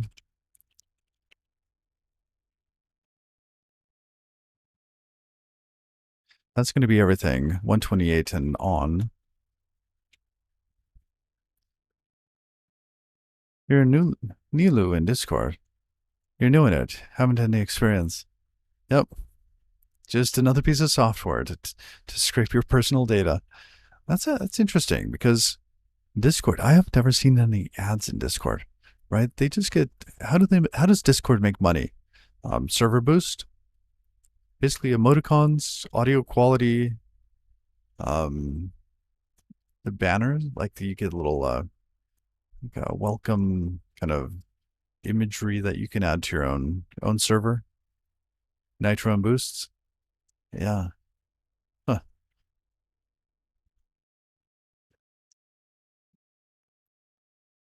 All right. So now we need to make sure that the rest of the bytes have the same value.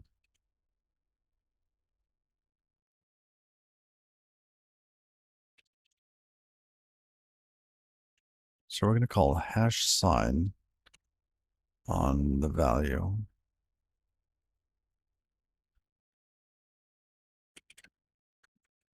Oh, and we need the environment, which means that we cannot do it like this. And it's async. Oh, shenanigans. All right. Pub async function.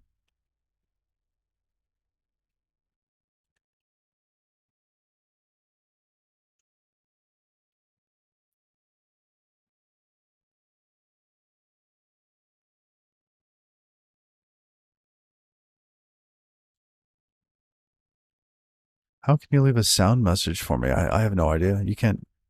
Oh, you can't do that. Okay. Discord doesn't natively support recording audio and shipping it. Huh. Interesting.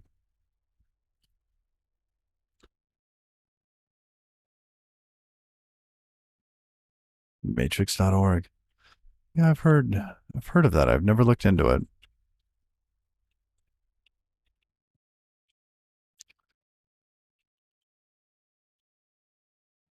Okay. Let's get rid of that.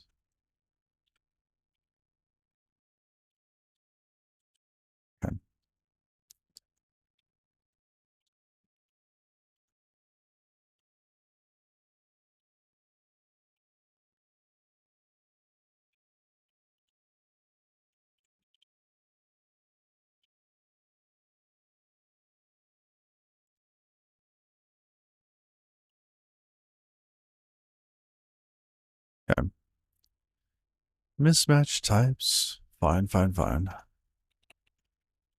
All right. So we have the signature. We need to get the value now. And this is going to be the signed value.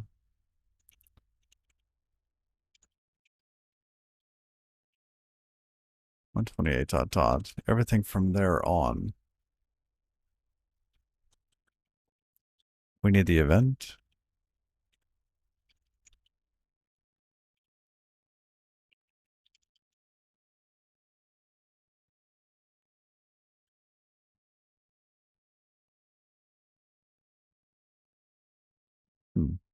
Oh, yes, because it doesn't know what the OK type is.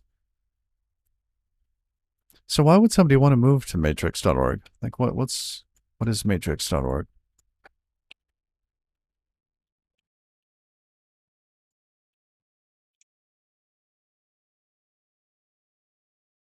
Open network for secure, decentralized communication. Wait, is this IRC?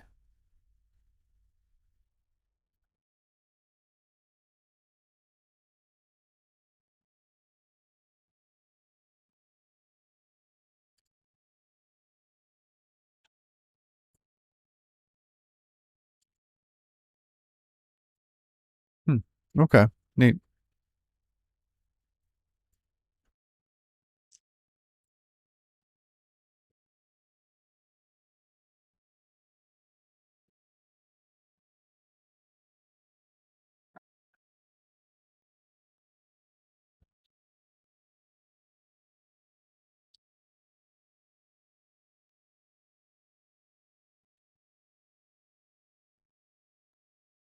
Well, that's cool.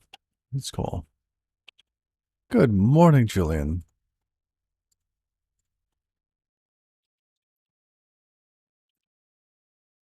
Let's see. This is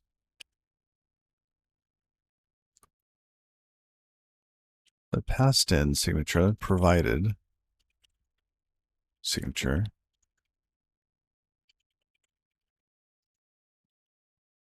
Expected signature.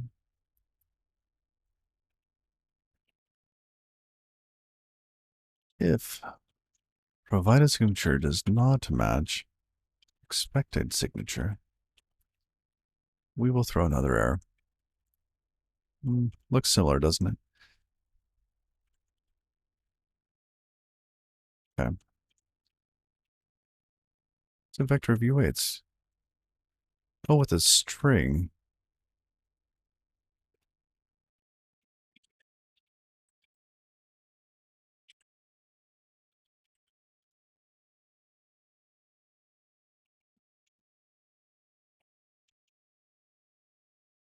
In 2 bytes. There we go.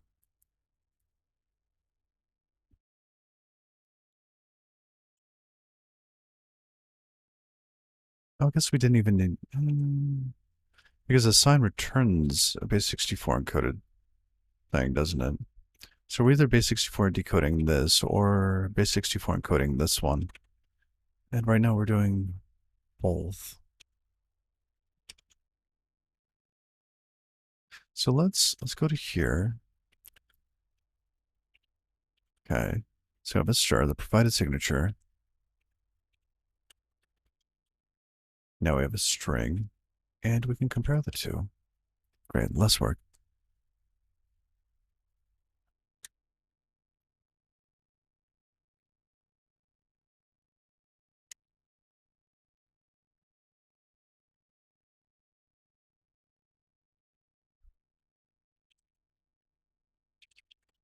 All right, if they don't match, we return.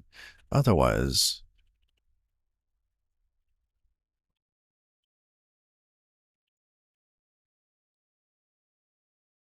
all right. And this is going to be the same bytes that we passed in here. JSON parse. We need this. Let's see. Parse wants a JS value. How do we do that? We do value is equal to JS value from stir. We pass it one of these.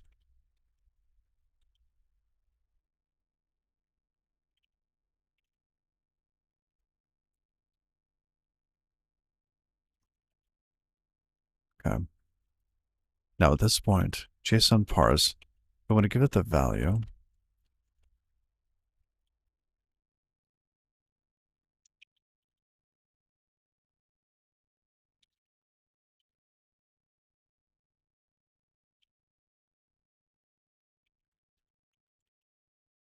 Mismatch types. Expected answer found.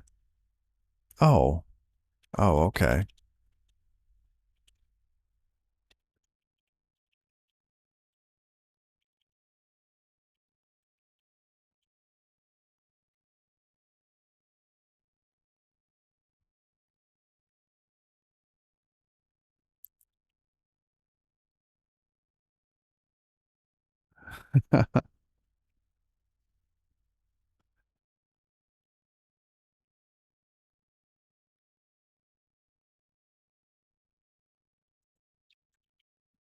All right. So at this point, we return a session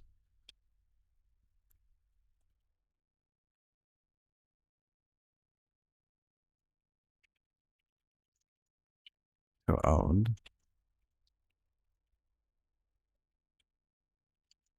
into bytes.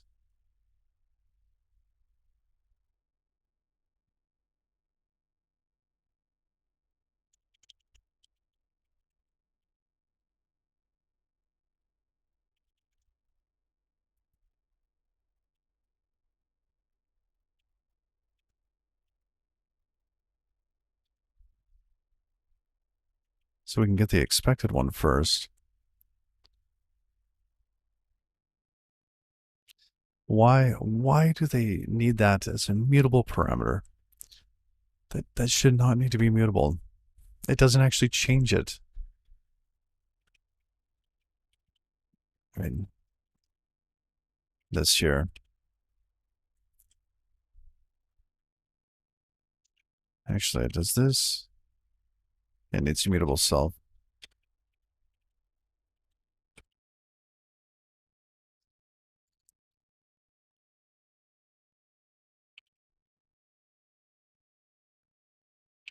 Okay, hold on. Let's go look at MDN.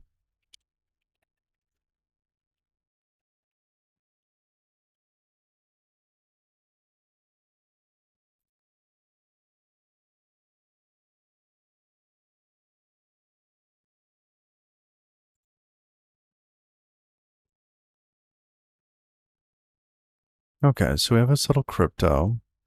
Now let's say we want to sign. Okay.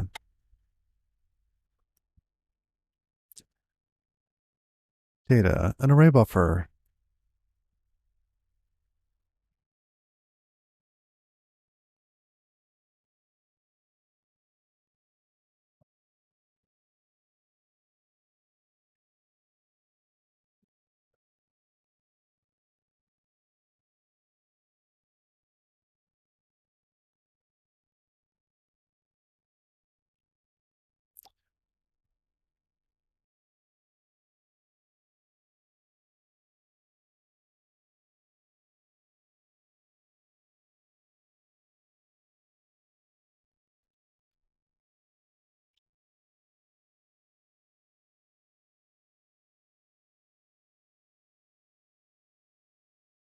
Yeah.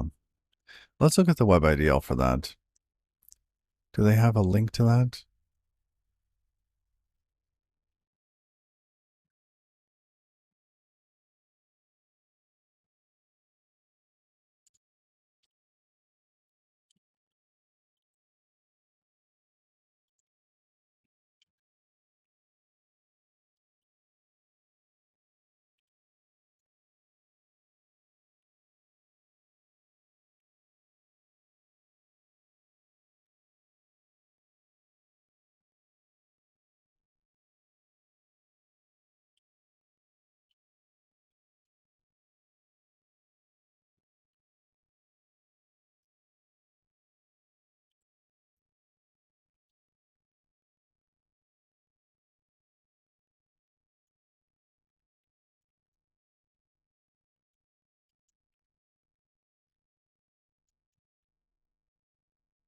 Hmm.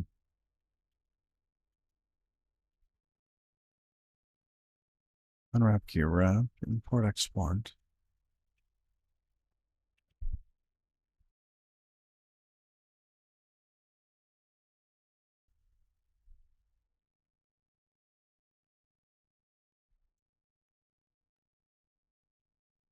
So why would that now do that? What?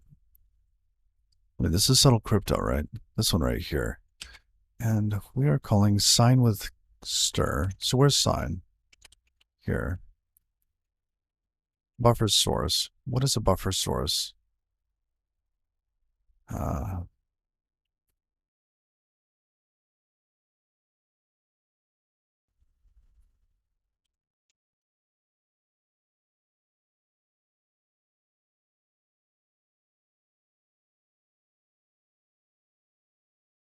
terms to ideal type may be immutable. Mutable. So when would it be mutable? All right. So for whatever reason, they think this is mutable. It's really not.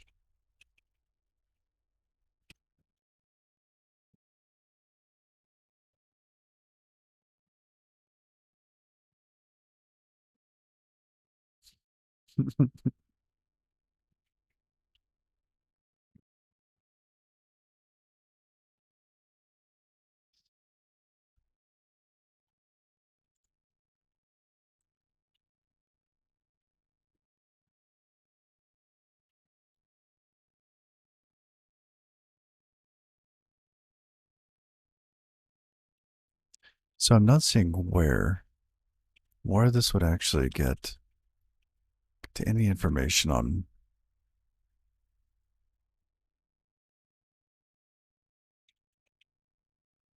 data here.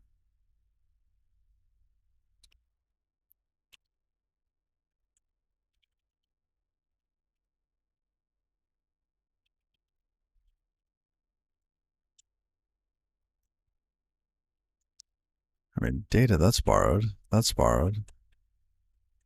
But a U8 array is mutable. Oh, that is so messed up. Why is that the case? Why is it that the object gets to be immutable? Because it's it's a JavaScript type, and those have interior mutability.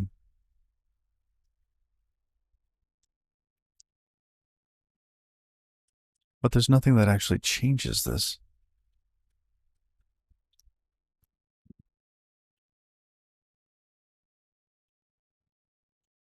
All right, we'll just deal with it.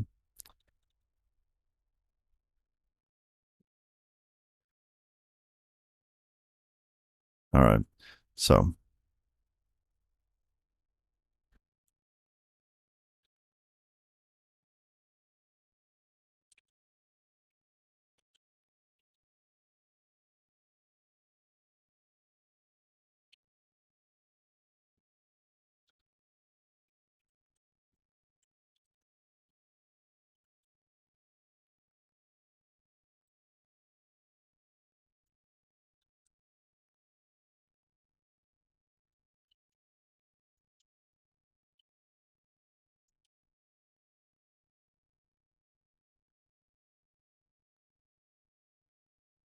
there we go. Oh, that's right. This should be create error. This should be create result.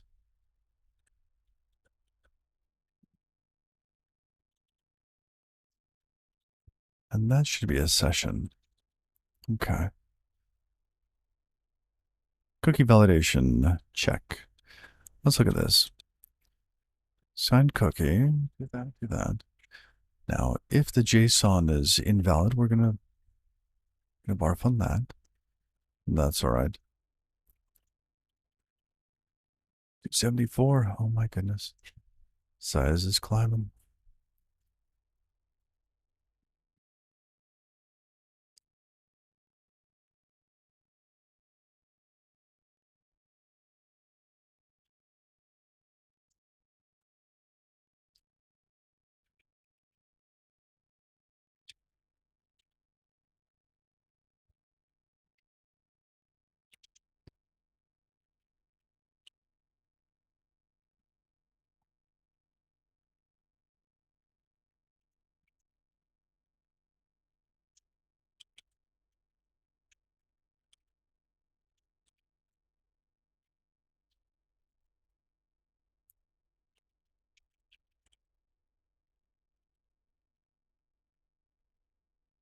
All right. So now we have session from cookie.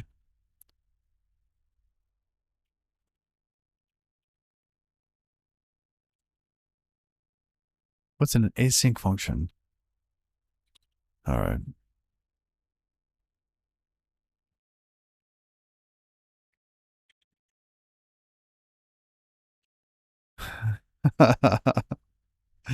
Which means that we can't do any of this here.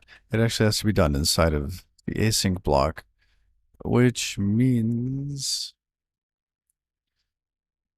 oh, this isn't going to work because we wouldn't be able to bail based on that. We wouldn't be able to redirect because headers would have already been sent.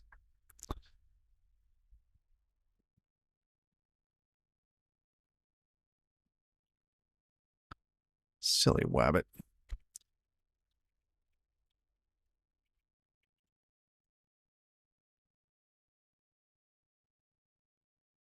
Either that or we processed the session cookie much earlier.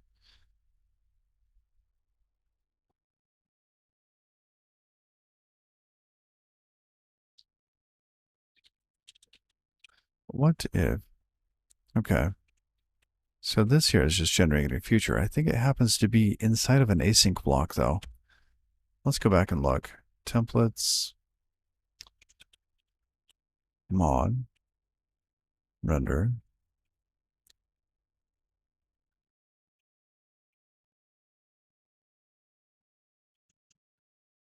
Yeah, we are in an async block.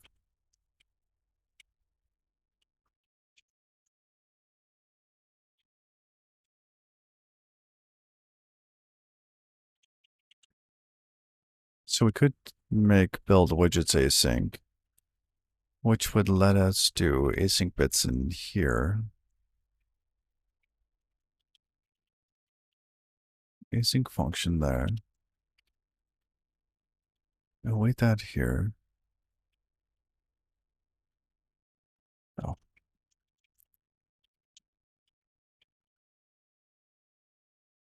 there we go.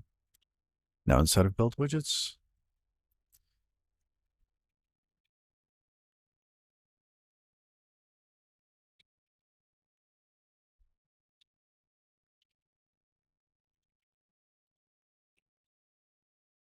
we have an await there.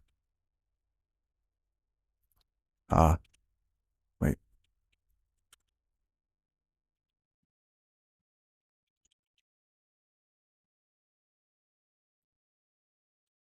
Then we could still do this.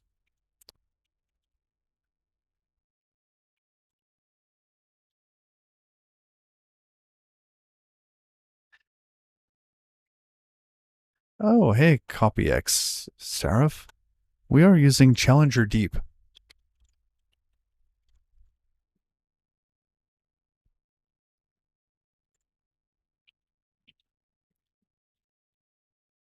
All right. So instead, because this needs to be awaited, we'll have to use a match instead. Let session equals event.cookiejar dot get. Okay. Oops. You're welcome. You are very welcome.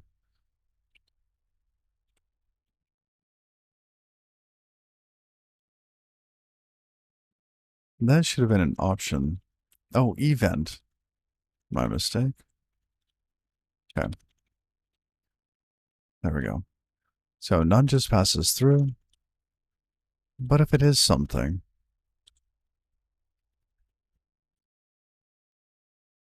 we end up with a cookie that we want to call session from cookie. No, from cookie.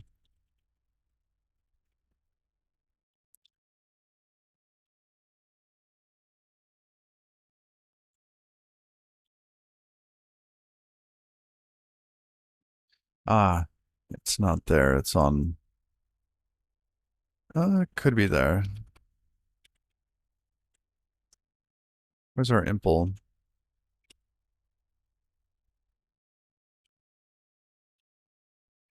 Hmm.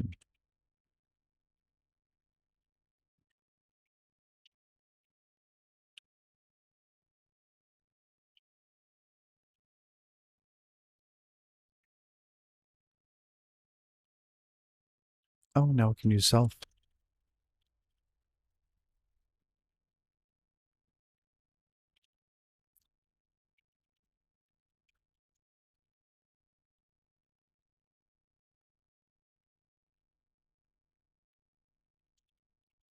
Okay, what does that return? That returns a cookie that should have returned an error.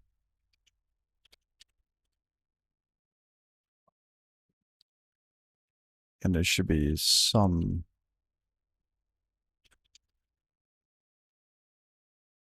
cookie. There we go. Or default, that's right.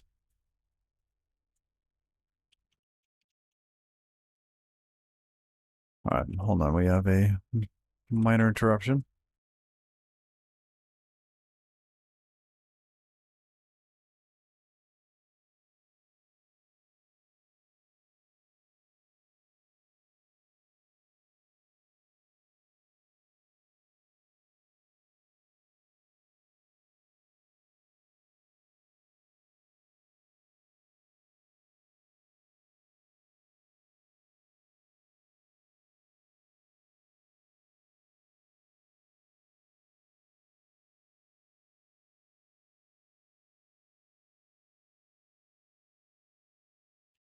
All right.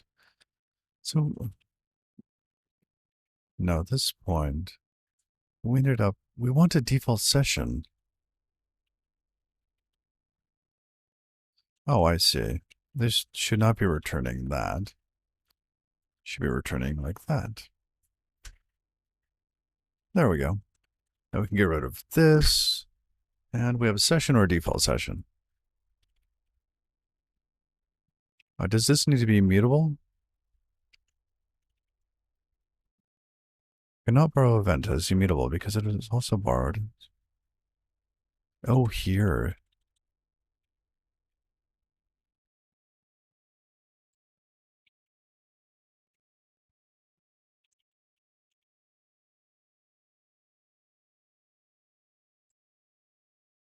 Interesting.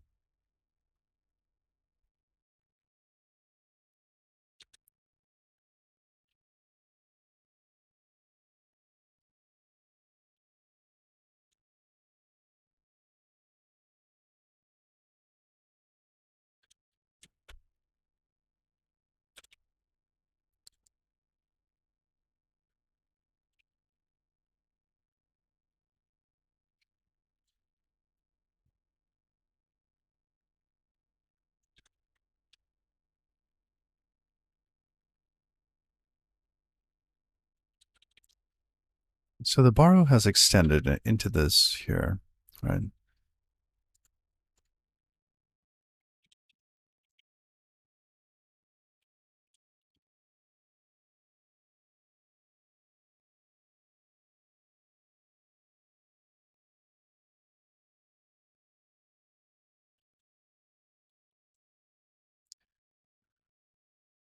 Now we're to the mutability issues. This should really be like this.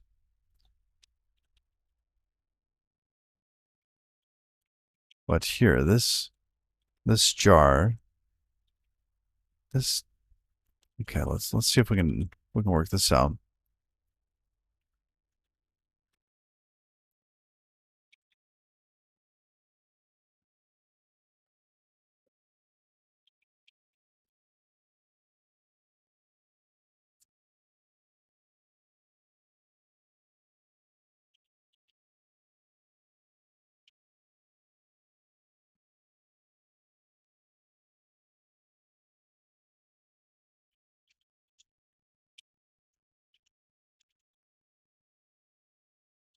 It's funny how this came back to find us. We were talking about this line earlier.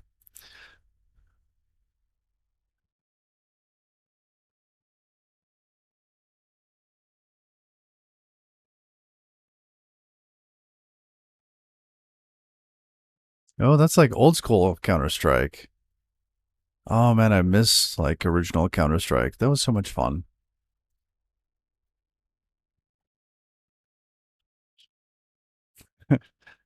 We formed our clan before that. Yeah.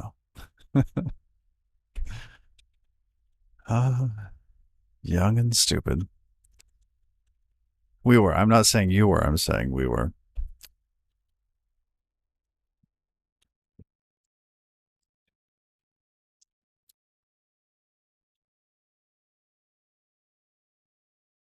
So this actually bubbles into a number of places. Cookie headers.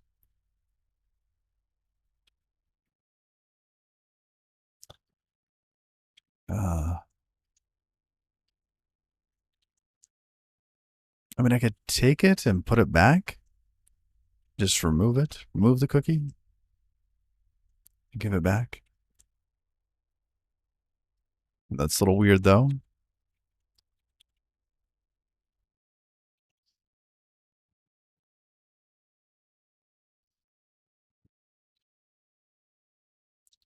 So we definitely want to do a get. But because of this lazy initialization,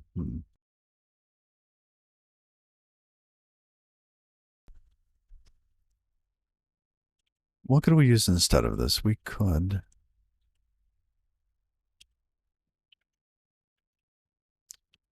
use cell and ref cell. Wait. Oh, that's wrong. Wrong docs. There we go.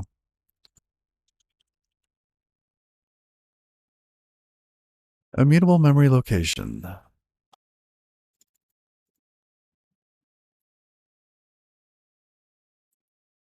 I haven't used this before, but when would we want to use cell versus ref cell versus these other tools? Oh, and thank you for the follow, poor man Rose. Poor man's Rose. Um, Given an object here, it is only possible to have one of the following: having several immutable references to the object, having one mutable reference to the object. Okay. There are situations where this rule is not flexible enough. Sometimes it is required to have mutable references to an object and yet mutate it. Shareable mutable containers exist to permit mutability in a controlled manner, even in the presence of aliasing. Both cell and ref cell allow doing this in a single-threaded way, perfect, or in a single-threaded environment. However, neither cell nor ref cell are thread safe. They do not implement sync. If you need to do aliasing and mutation between multiple threads, it is possible to use mutex, RW lock, and atomic types. That's usually where I end up. So, being in this is new to me. Values of the cell and ref cell types may be mutated through shared references, whereas most Rust types can only be mutated through unique references. We say that cell and ref cell provide interior mutability, in contrast with typical Rust types that exhibit interior mutability. Inherited mutability. Cell types come in two flavors, cell and ref cell. Cell implements interior mutability by moving values in and out of the cell. To use references instead of values, one must use the ref cell type, acquiring a write lock before mutating. Cell provides methods to retrieve and change the current interior value. So we probably don't want to use cell because it's moving things in and out. We just want to get a write lock.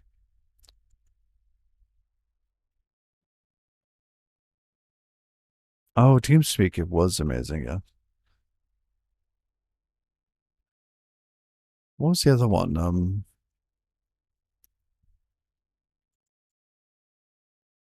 Yeah, it's using the Speaks protocol, the Speaks encoder.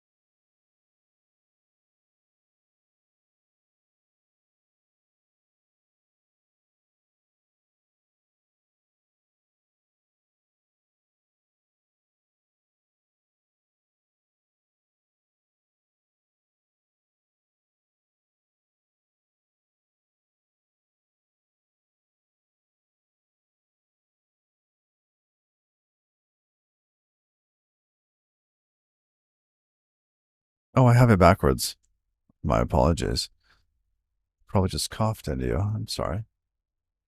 The thing is, TeamSpeak and Discord both use Opus. Huh.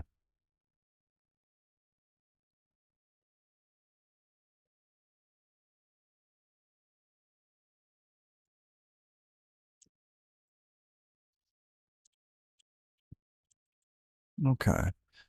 So at that point, cookie header option. It's gonna whine about that later. Um, what is on ref cell?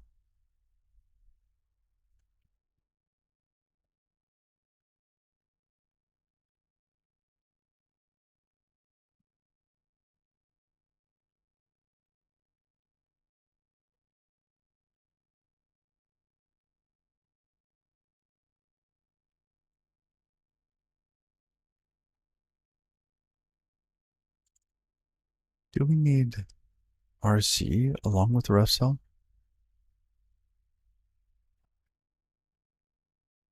Okay, let's keep reading.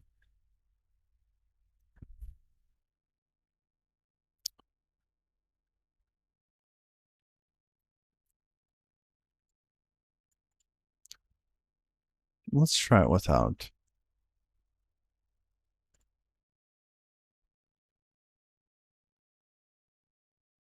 So we can say borrow or borrow mutably. Cool.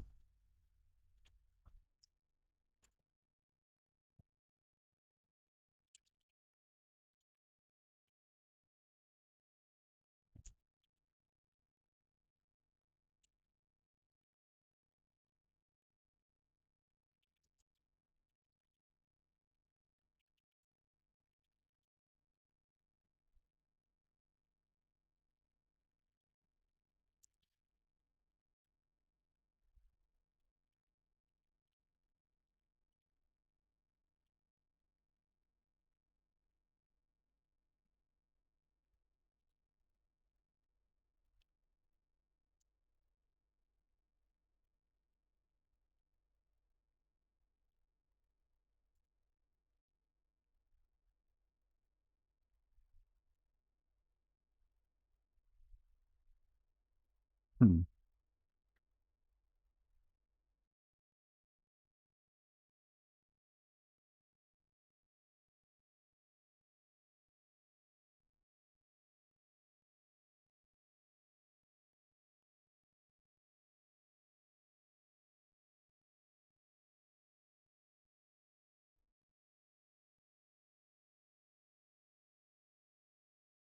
Where is this used? Okay. Or we get something here, or we're removing something, adding, and deltas. That's fine. We can change the response type on this.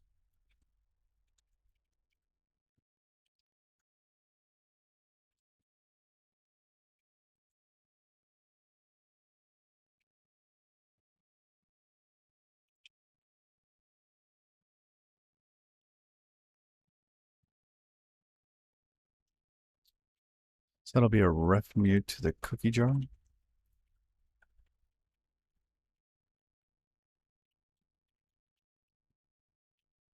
It's like a mutex um guard.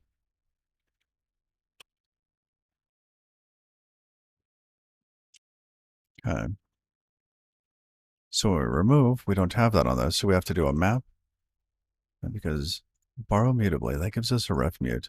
Now a ref mute, we can call it, you know, the size is a little small on this. There we go. Now you can see it too.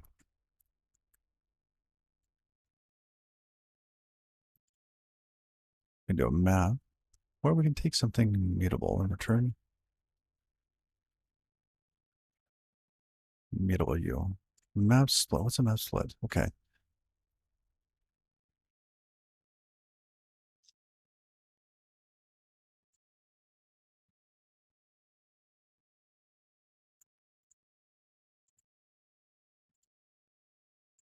What does leak do?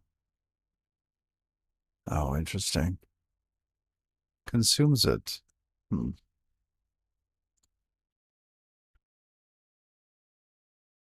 Oh, fuzzer map.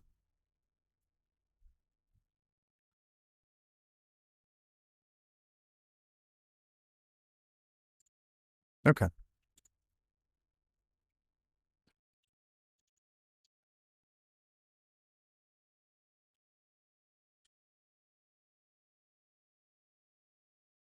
Is that it?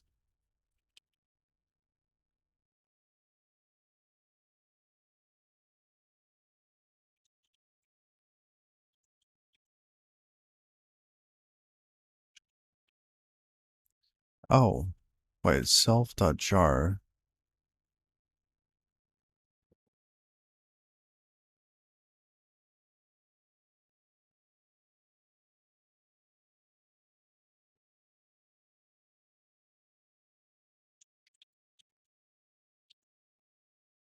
Now, do we want to use that there? Use that directly, a ref cell? Because I thought we had a mutable reference and we don't, or the ref mute. Let's go back to ref cell.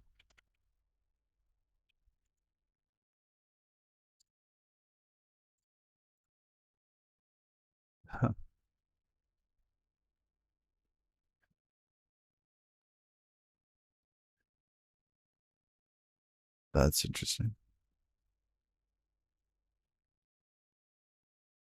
Huh.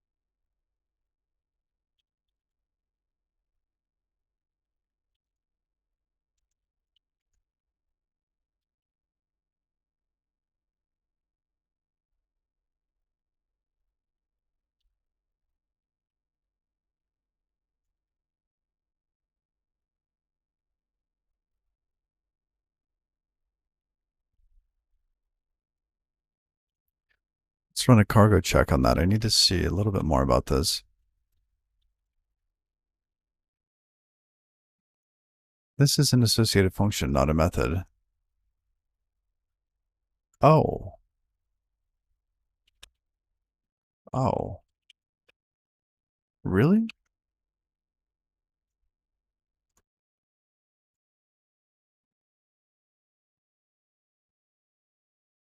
So it is.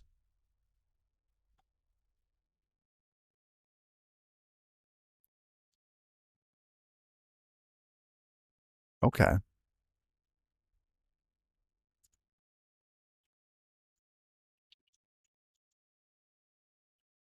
So we have a comma there.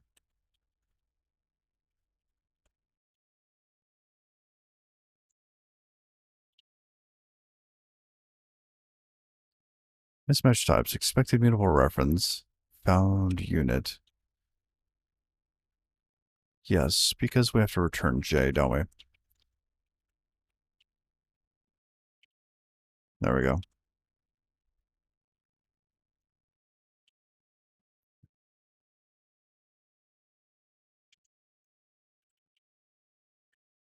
Ah, yes.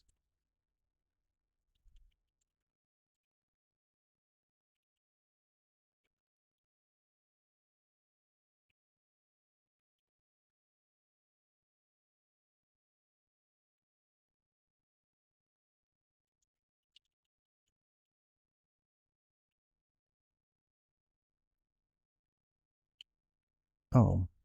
Well, how do we... So map ends up returning reference to a U. Okay, so we can do that. But that's not quite right. Oh, J dot delta. In this case, delta is an owned thing, right? They're returning it.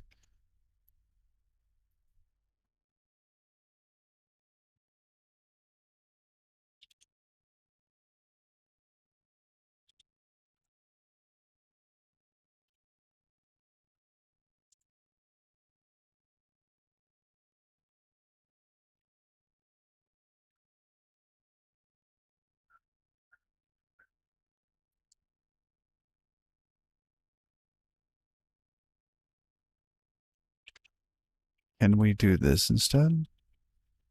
I mean, because they implement DRAF, right?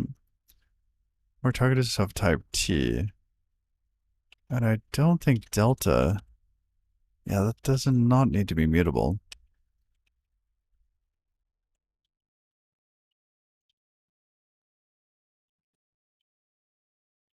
Okay, but here,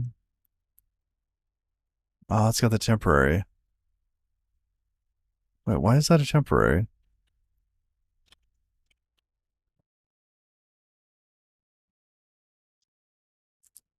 This one here. That should not return a temporary. Should, okay, extract into variable, jar, delta, yada yada. Okay, but this jar.delta returns, oh, it does.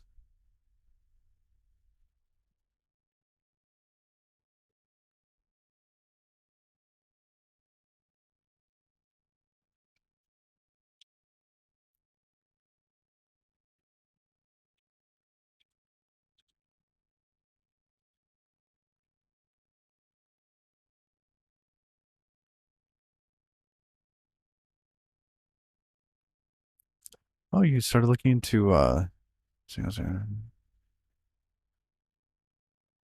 implementing a web dev server.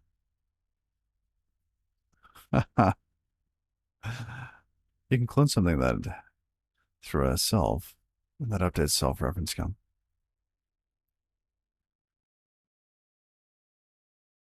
Oh, really?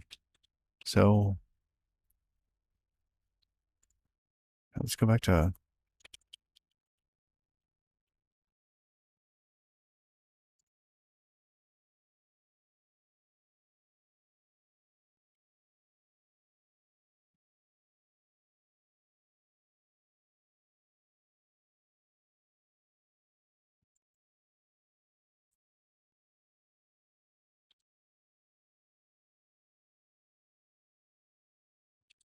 this does not need to be mutable.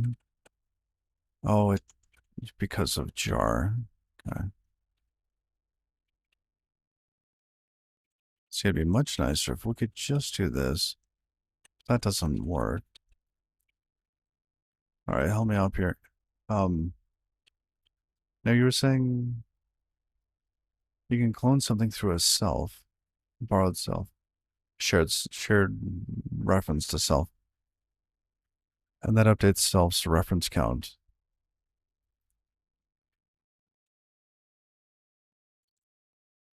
Interesting.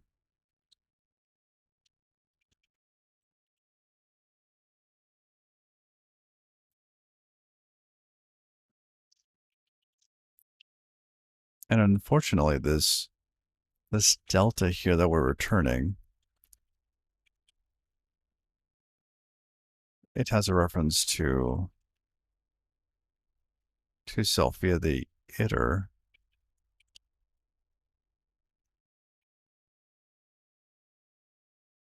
Self.delta cookies.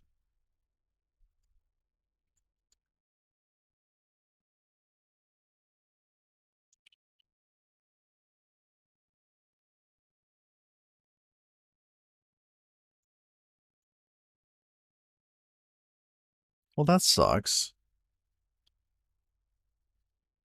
It was so close. I don't want to modify the other crate in order to make this work. We could collect that and return something. So who's using this? Here. All right, we get deltas and oh, they're just cookies, right? So let's collect it. The iterator would have been nicer.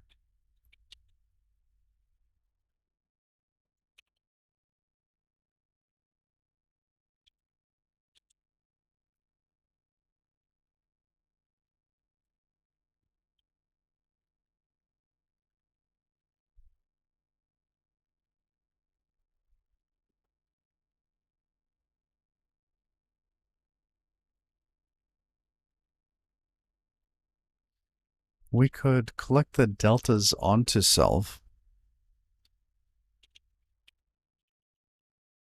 Right. And then return that.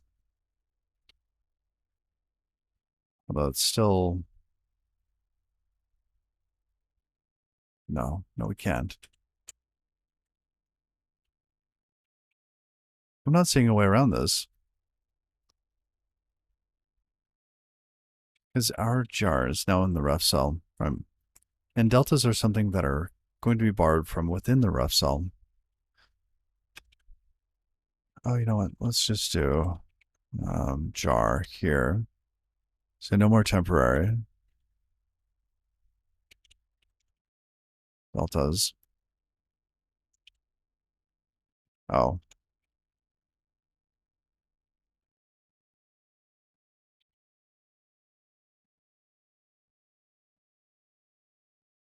It's just the same difference. Basically going to end up with a borrow.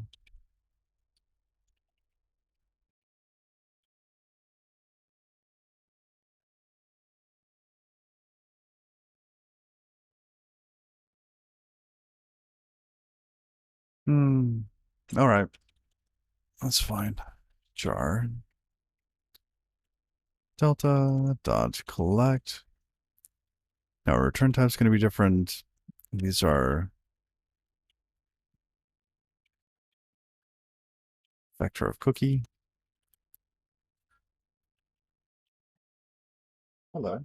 We're growing raspberries and strawberries. Oh, yummy. The strawberry plant made strawberries.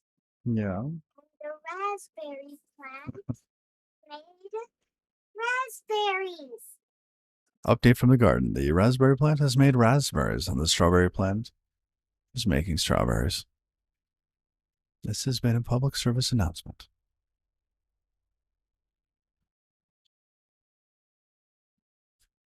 All right. So this here.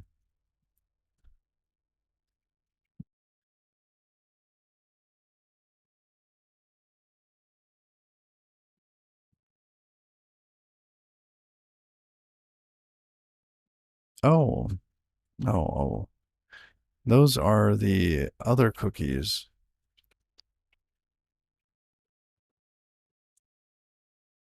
See, these are like the cookie jar cookies.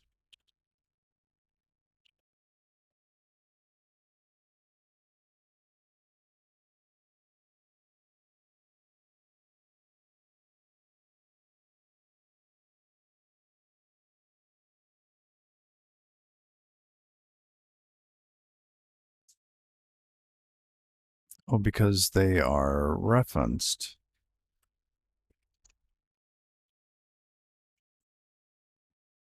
There we go.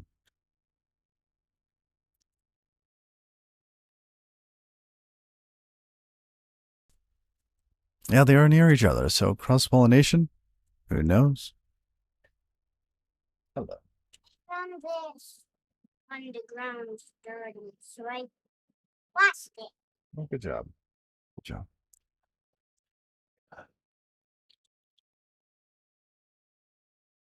All right, now we have to do the same thing with cookie header, don't we? Oh, I didn't want to do that too.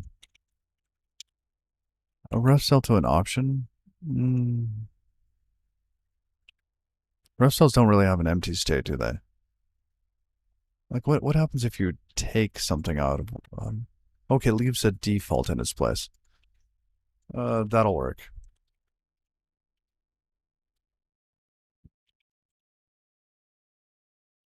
Okay.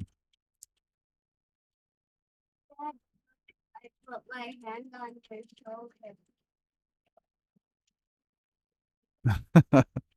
It's like, look, I put my hand on your shoulder. The other way around would make me worried. And nature is already confused enough in her. Yes.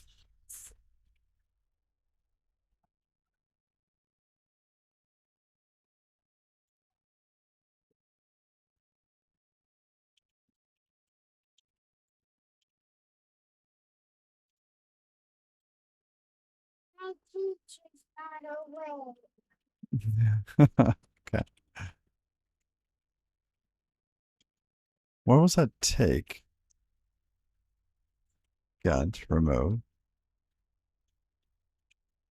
Oh, there it is. Oh, that's right. This is how we say that this thing is done. And we keep a reference to the header itself until we parse it. Once we parse it, the header's gone, and nothing should be there anymore.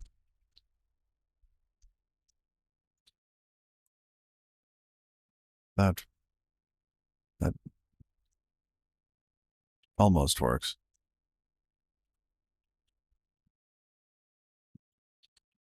Isn't this like a ref cell to an option? So which one are we taking? Are we taking the ref cell, or is that dereffing?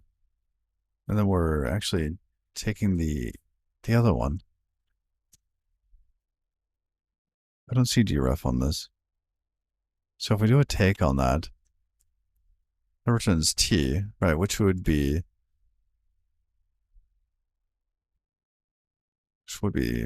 the option. But then I have to take twice. This feels confused. I'll go check.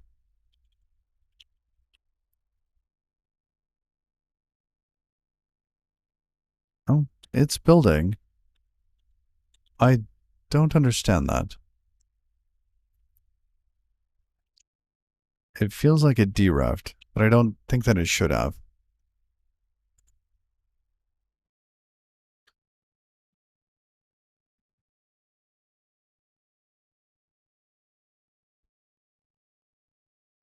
Hmm. Undo leak.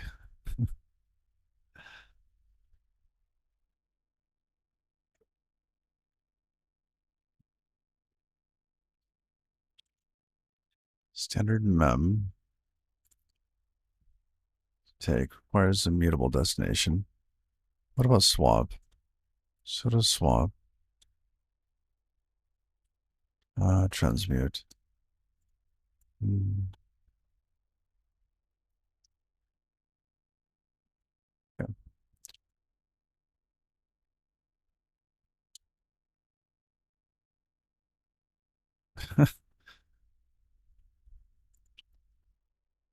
All right. Well, it's working. I'm just a little confused by that. Cookie header here. We're calling take on that. This should have been the ref cell take, right? Which we have a sum header. Oh, no. It returns the interior. It doesn't return an option to that thing. It returns the thing. Got it. That makes absolute sense now. Okay. So it returns the interior thing, which is an option. An option might be a sum or a none. Fine.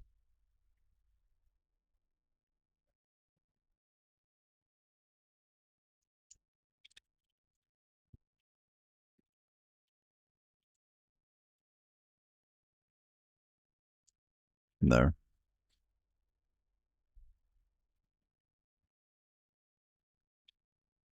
This is more if let. There we go. Ta-da! Much nicer. All right. Now we might be able to get access to the admin page. Oh, let's see.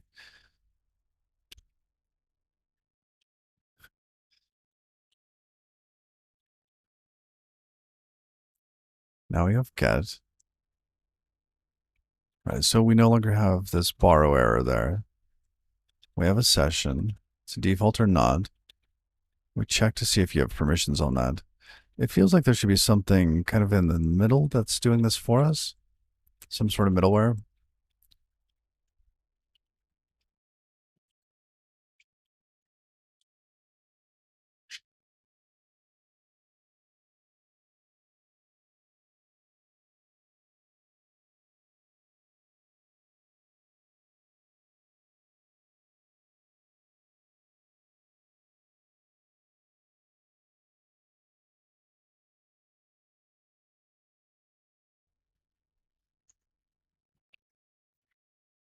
All right. Now we've got middleware.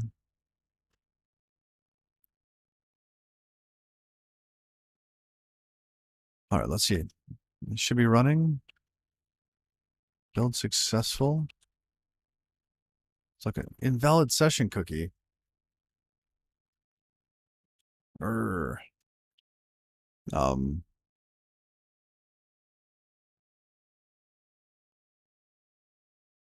okay. What's our session cookie look like? Because if we didn't have one, we would have been redirected, right? No, we're bailing here in the from cookie. So we didn't get that far. Let's double check our network. I'll just clear it, reload.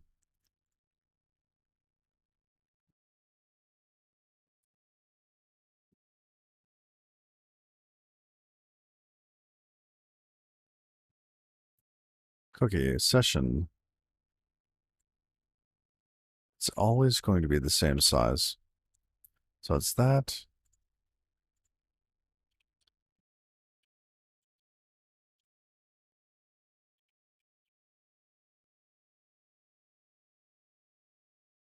$88. That doesn't seem right. That's 88. 88 divided by 4 times 366 seems off.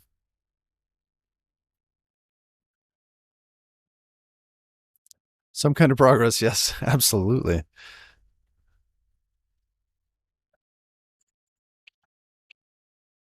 I thought this was going to be a constant size because the hash I'm expecting to be a constant size. Either that or we need some sort of funky separator in the middle. Here, let's log in again. That should give us a new one. Okay, login successful.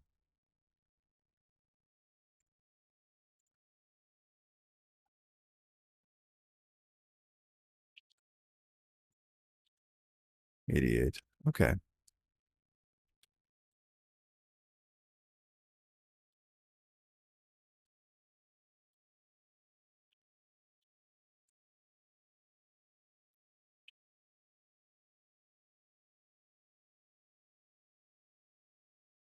Why is it 88?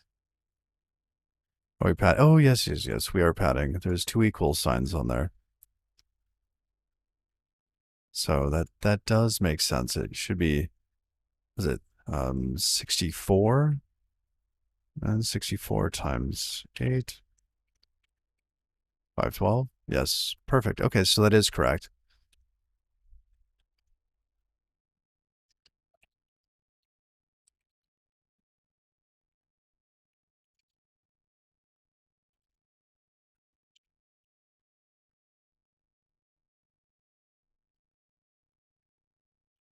All right. So that should have built. Then we can go to admin.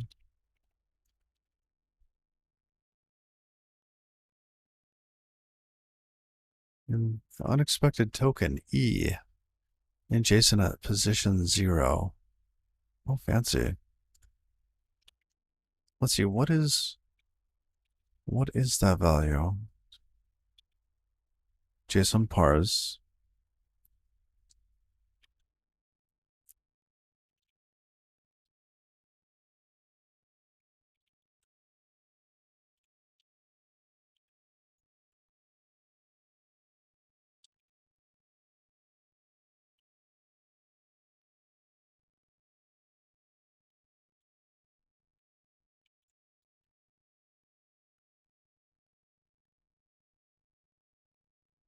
Okay.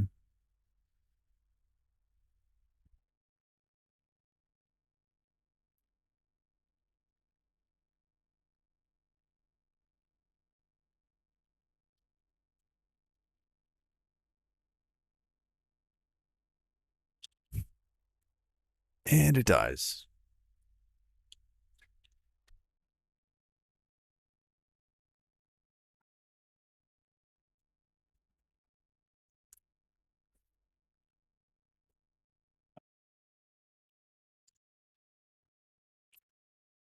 Reload.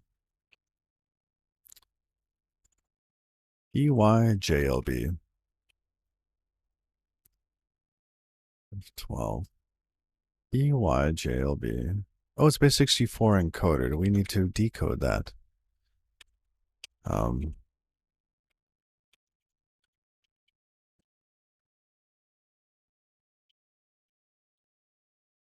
okay. Nope, I forgot to decode it.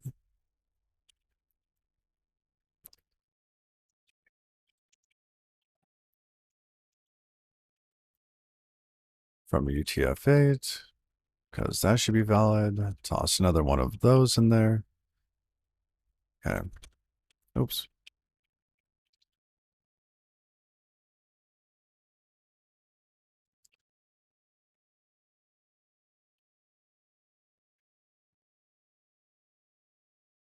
We're waiting for that build to finish.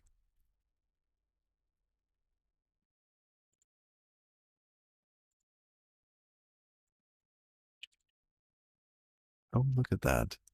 And we have permission. So fancy. Let's go to admin users and change our permissions. Because we can still do that. Anybody can.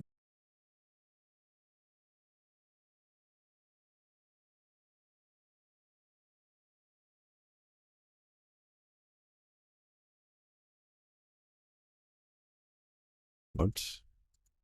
I don't have a logout, do I?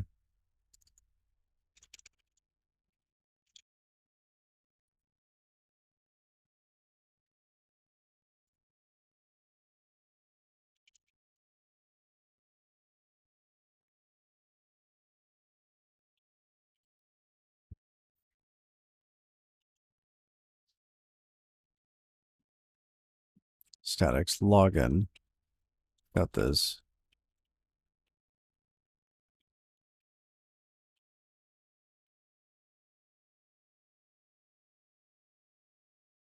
Now we've got a post there. We probably want to log out.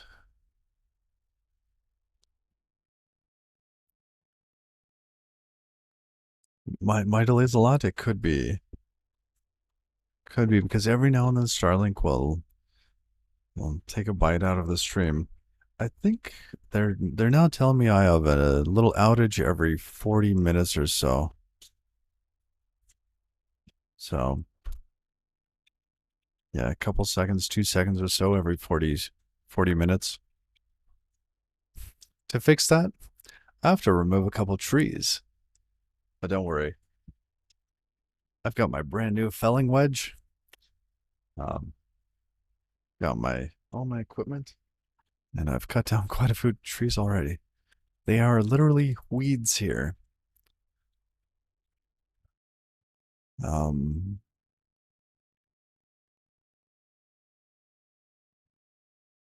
I'm thinking we have like a log out, right?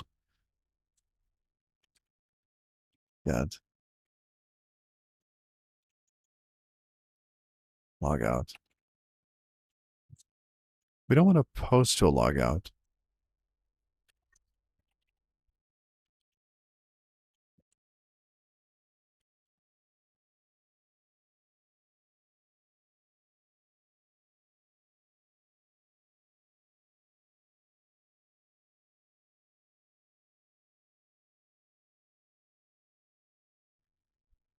All right.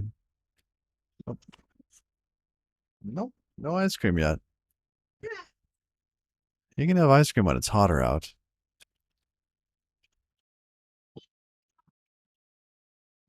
Oh, it's gonna get hotter. It's gonna get a lot hotter today. All right, so we get. Now this one's gonna be fairly straightforward. Basically, we're just going to modify the response. We're going to do a redirect and remove the session cookie. Yep. Can you please put that back? Thank you.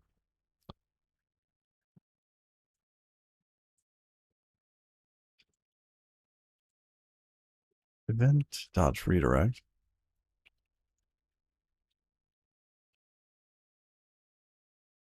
We're just going to slash for now.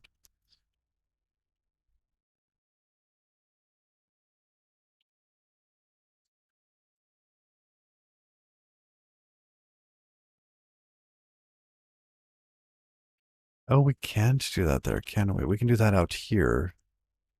And then in here, we have to return.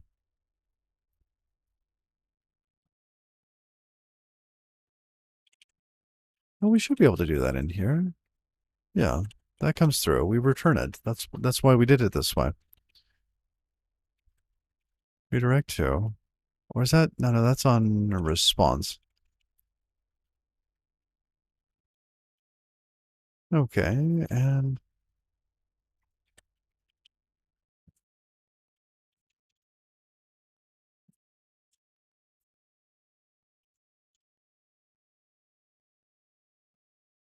oh.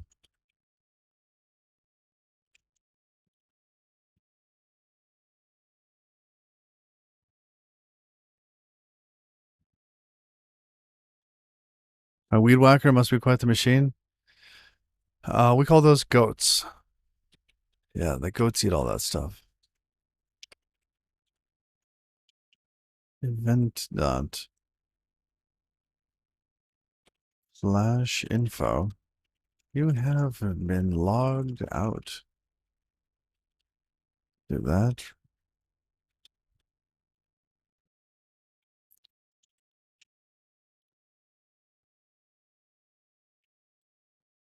Do we need to do a status? I don't think so. So redirect should set that for us. Good.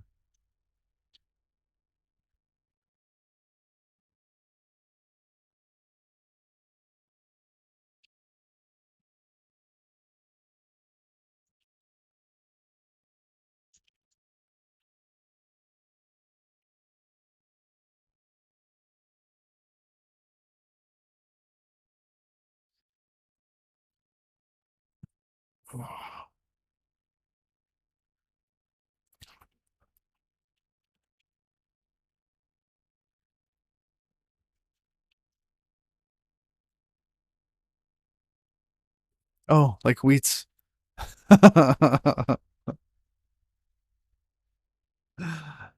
Oh, I get it. Yes.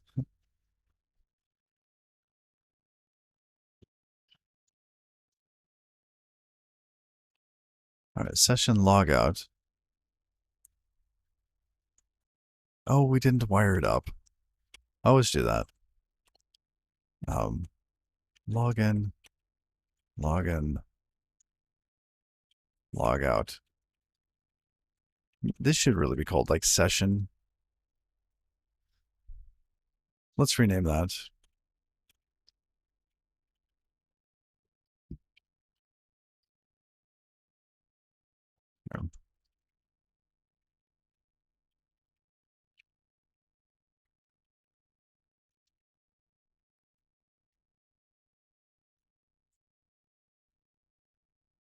We need to move these into like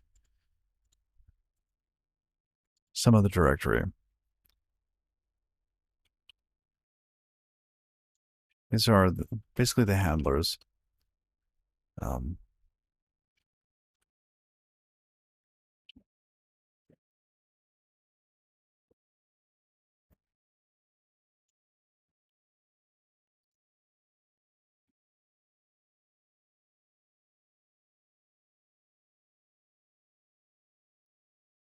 oh,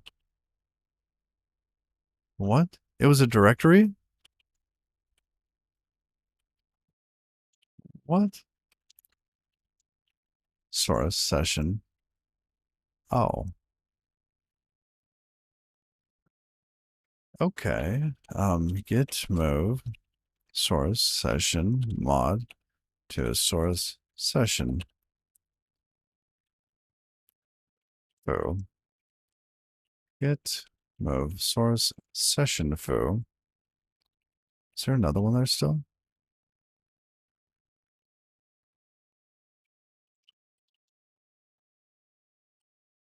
Okay.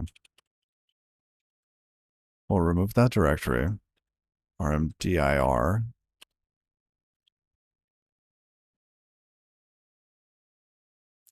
Why not you? This is done on the server side. So you is a client-side library, if I remember correctly.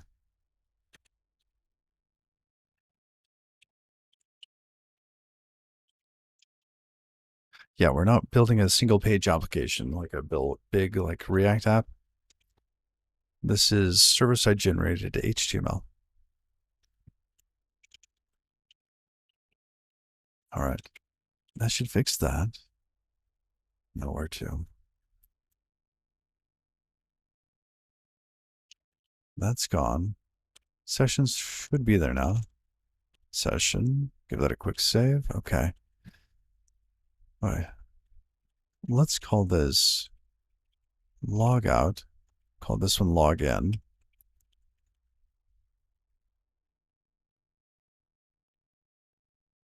Oh, but if we don't post to that, see, there's an issue. If basically, um, I guess if we set up cores correctly, this wouldn't be an issue. Basically, the problem is if you make a GET request to slash session logout, right? It's going to come through here and it's going to log you out. Well, what if somebody decides to put that into something like a image, right? To whatever my website is, .com.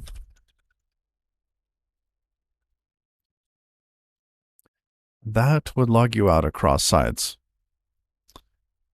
And we don't want that, which is usually why you end up doing a post. Right? So somebody actually has to click on something to get logged out.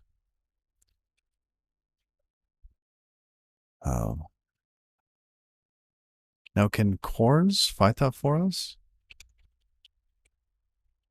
I think it can.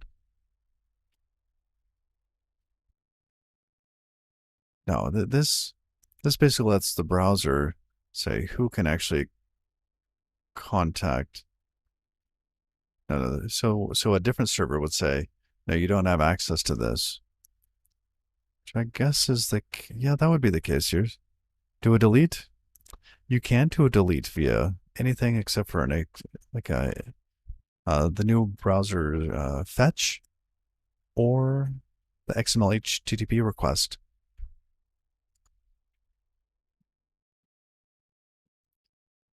But if we did set up cores, we should be able to limit who could actually send requests to this backend. Right.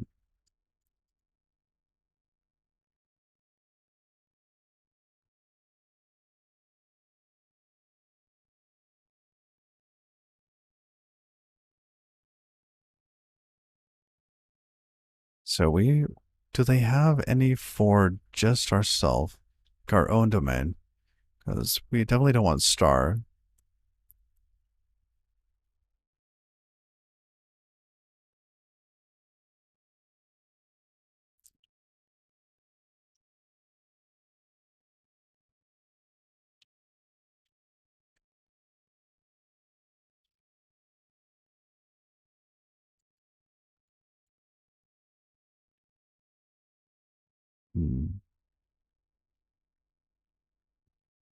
All right. So this is a post.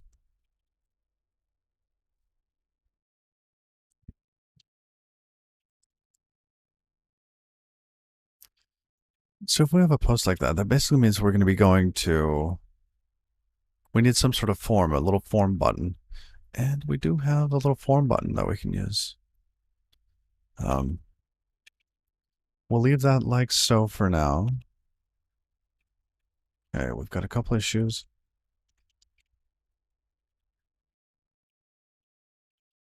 Log in, log out. Mismatch types. Oh, we need two here.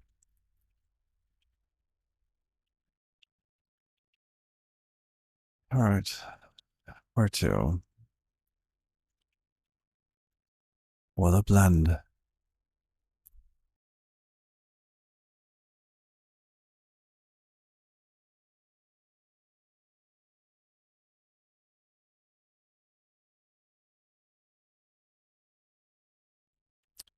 Fetch, I think does support delete, but I'm not logging out via JavaScript. So I don't want somebody to have JavaScript installed just to be able to click a button that runs code to tell the browser to hit an endpoint. Right, that's already there. You can just have anchors if you want to get a form post if you want to post. So we should just be able to have a little dinky empty form with a button for logout. So for now, should we wire up that button? JS is best for interactivity. I agree.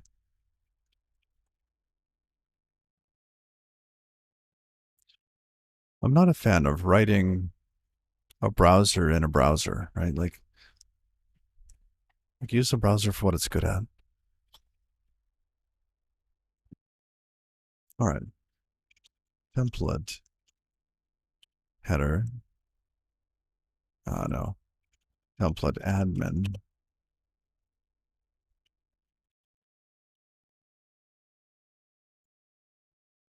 So we do have a button here. Now it's an anchor button. But if we replace that with a form, right, form, and what is it? Action post and I don't know, method post action with a path.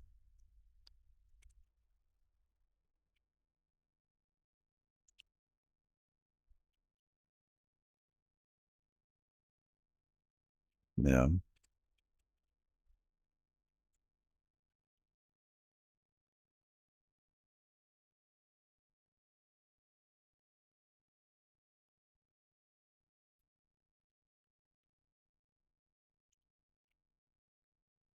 No, we're gonna take the button over here.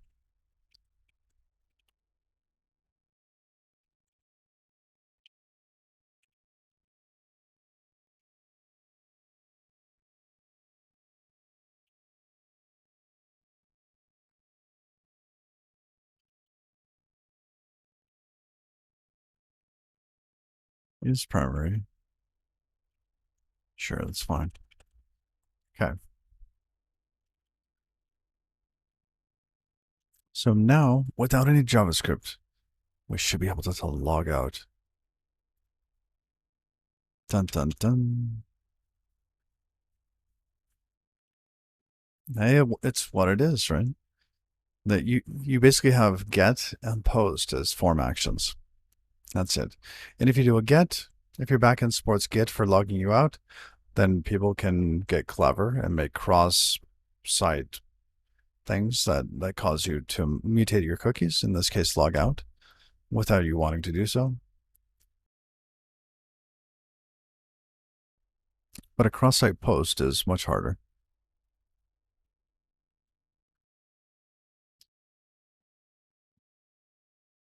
Yeah, the counterculture is growing bigger now.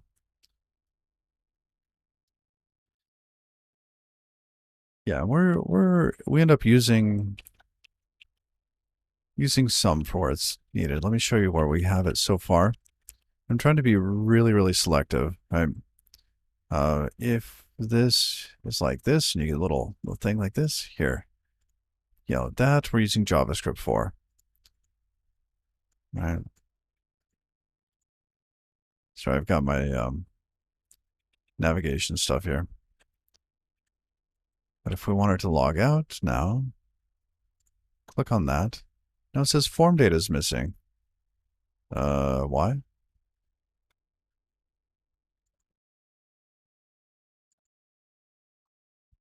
What happened? Am I logged in still?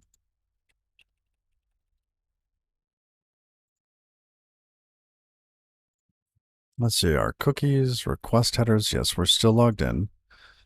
We're going to clear, click logout, all, post to users. That put, oh, I forgot to change that. Log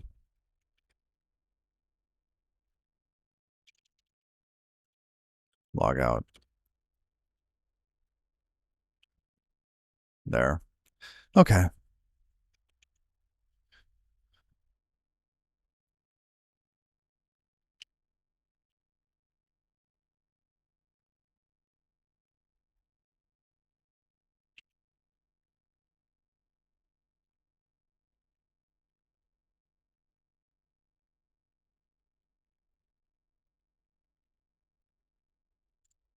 Let's try again. Admin. Now we click log out. Oh, hold on. Clear that. Log out. Page not found. Fine. Log out. We got our 302. Redirected us to the 404. It should have told us to delete those cookies. So cookie flash. Did we do the logout piece?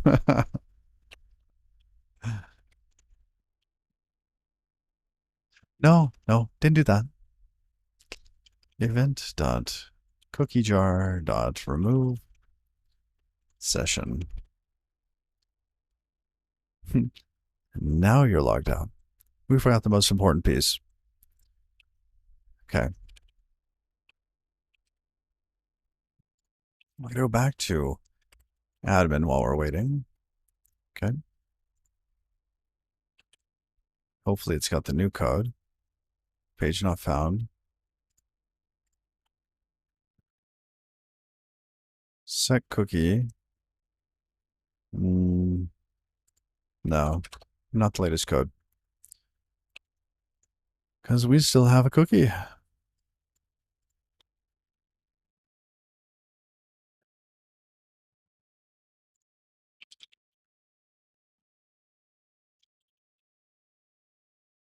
Okay. Log out. Set cookie. Session empty. Max age 0. Perfect. Okay, now our cookie's gone.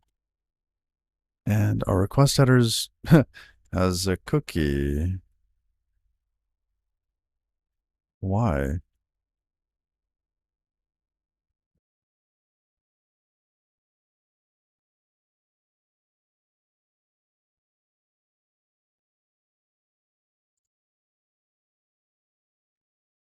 I wonder why.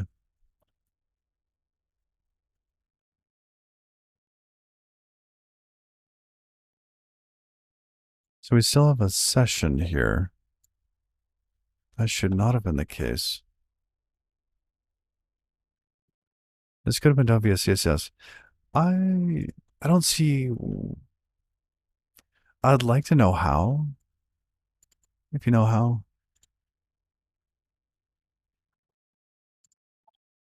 Hey, Matthew.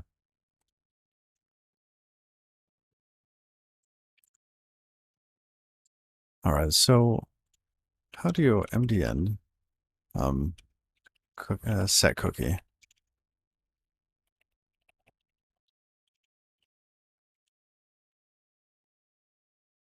That's via set cookie, right?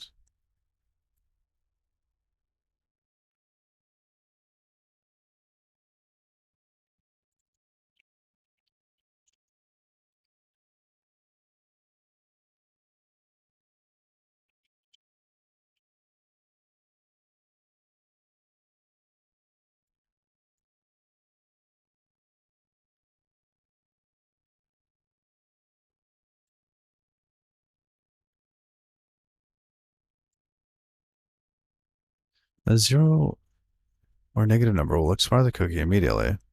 Okay. If both expires and max age are set, max age has precedence. Well, we set session to 0 here. Set cookie max age is set to 0. And session is empty.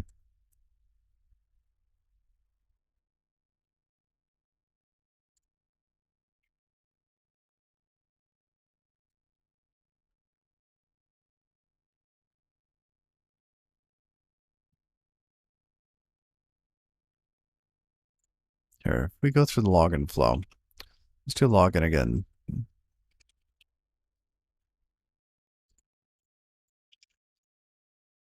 Login. Oh, login failed.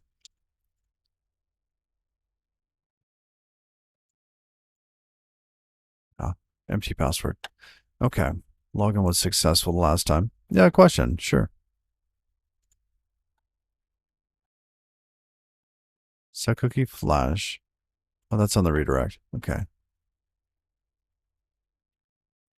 I wonder if Is it because of that? Right, when we remove the cookie, we don't have the path and HTTP only on it.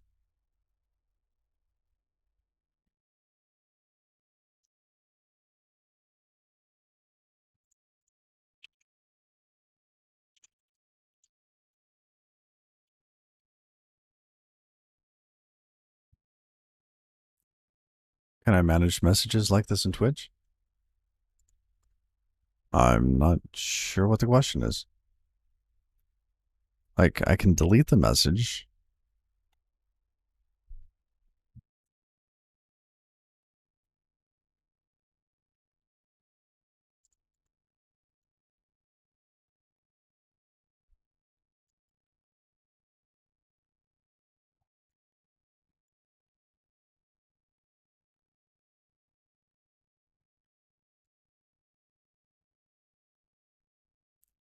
Sending the same cookie value with expires will not destroy the cookie.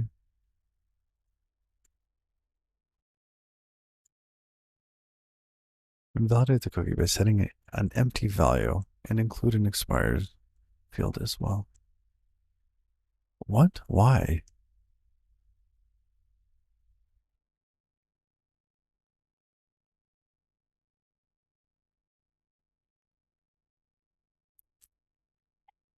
And I can ban users. Yes. Yes.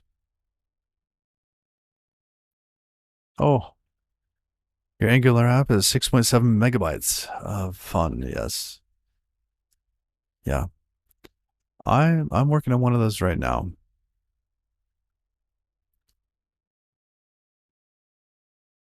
If you send 123,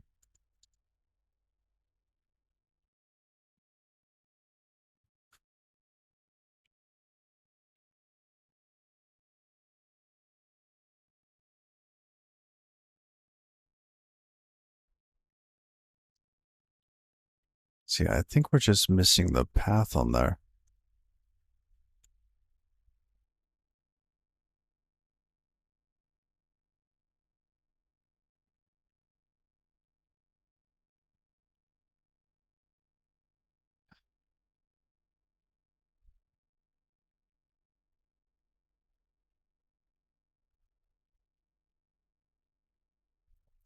To remove a cookie, the server returns a set cookie header with an expiration date in the past. Only if the path and domain attribute in the set cookie header match the value. Okay, so those have to match. And why cookie jar deltas here give us these cloned crumbs? But if we remove a cookie, see, we're supposed to be able to take this cookie header, and when we call remove, we get the cookie, clone it, and then we ask to remove it. Now in this case, I don't know if we're losing some of that information here.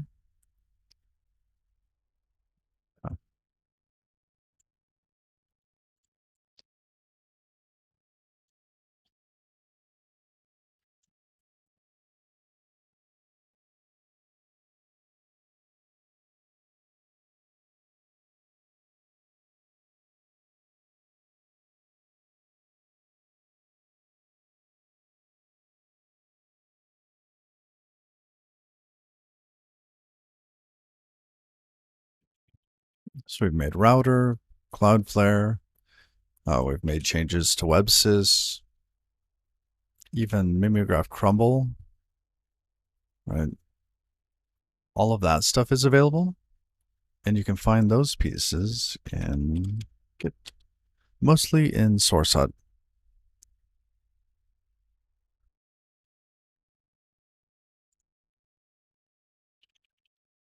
All right.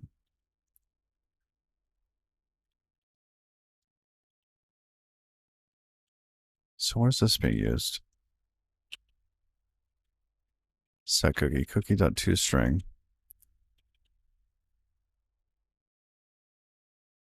And that's actually missing the extra info. Drat.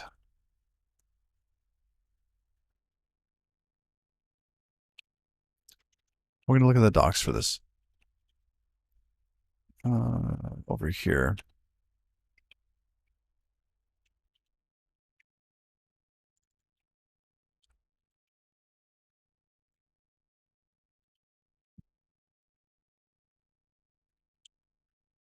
Actually, we want the cookie jar.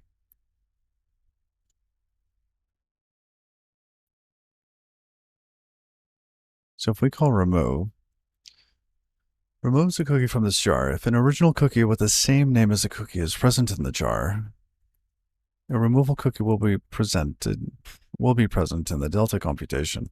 To properly generate the removal cookie must contain the same path and domain as the cookie that was initially set.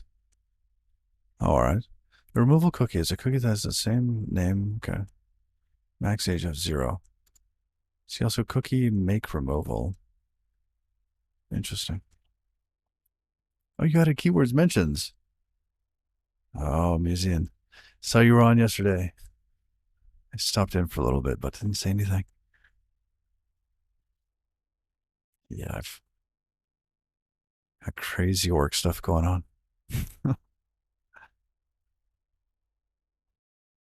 Oh, pure navigation, pure CSS navigation menus. Let's take a look at that.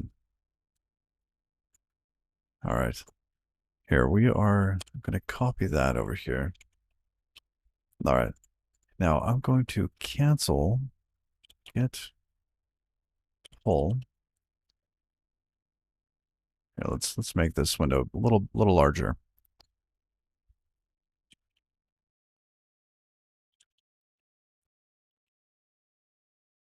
All right.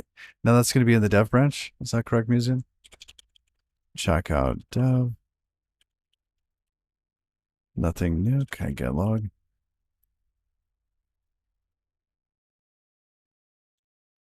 All right. And it's tag O2. Okay. Oh, it's on master. Ah. Oh, good.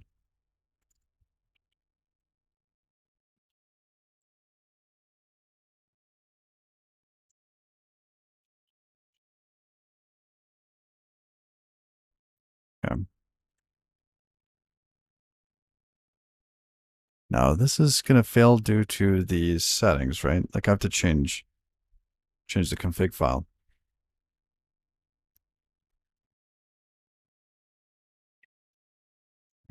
Let's update this.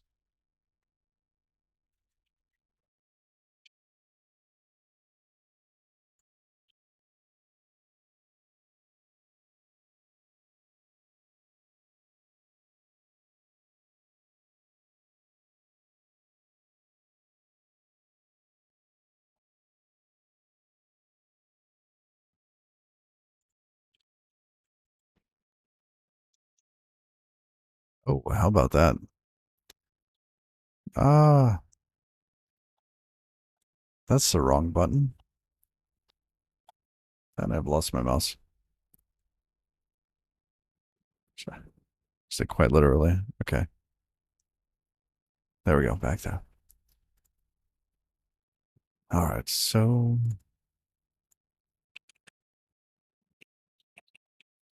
we do one of these.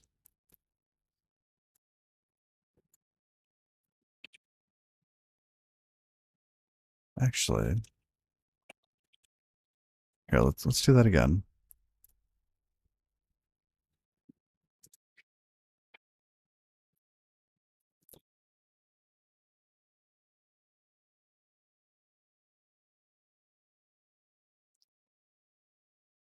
Oh, and thank you for the follow. El Como. Wait. Why did that actually why'd that run? Highlights links. Oh, got a little highlights tab. One. Yeah, I did have the old dev one, but I think there's pieces that might Let's see.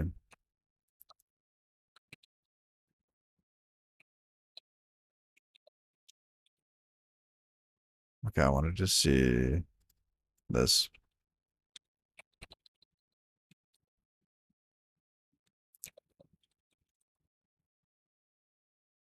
Yeah. Oh, where are those?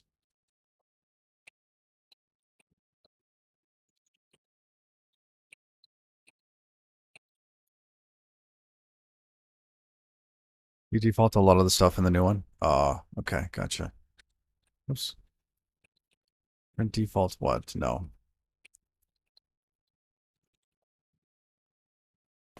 Print config path. Why is that so hard, Halsey? Okay. Library application, support, museum, read chat, config.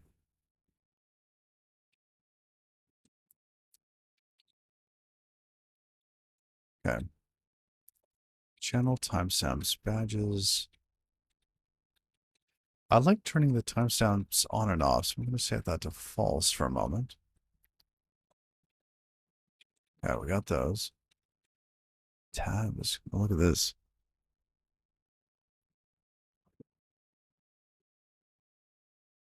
Oh, you're right. Huh.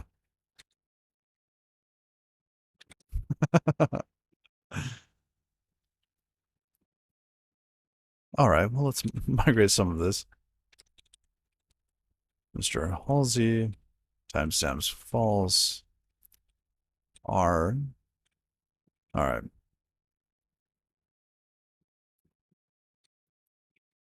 That, and I think all of this is default. So here, let's go ahead and get rid of that for a moment. All right.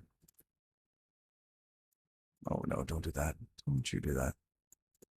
All right. Let's bring up theme. Copy link address.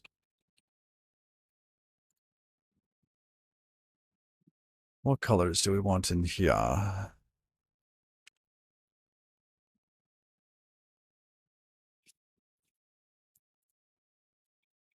Active and inactive. Okay, so active. Let's see, maybe like a green. We'll go with color 10 over there, 62D196. Oh, and oh, effects. That's like you mentioned that the other day, right? Bold, underline. Did you do casing or something in there too? I forget exactly. Inactive. Let's go for a darker color.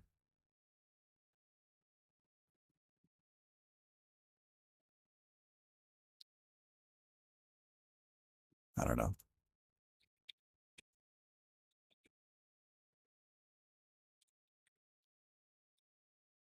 Let's switch that one. Okay. Oh, look at that status. Messages links. Yeah, that's perfect. Reverse. All right, now the timestamps. We're gonna go with a nice calming yellow.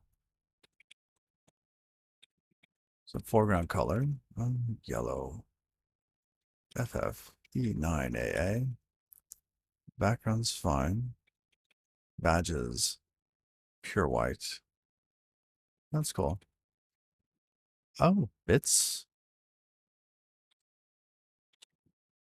Is what is this? Is that new?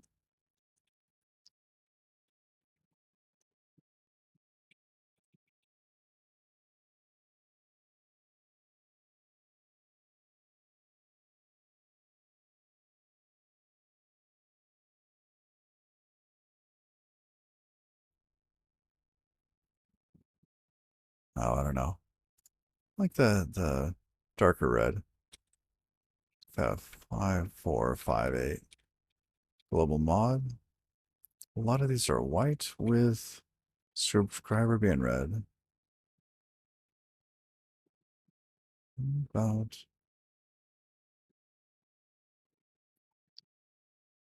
let's go with that cyan there.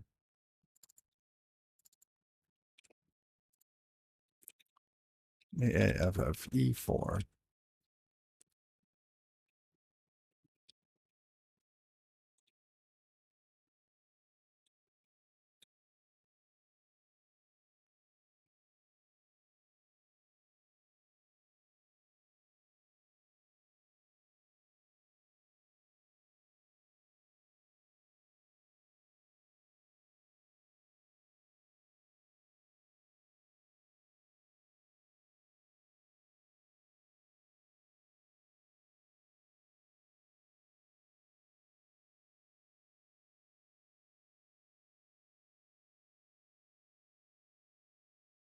Let's, oh, like that.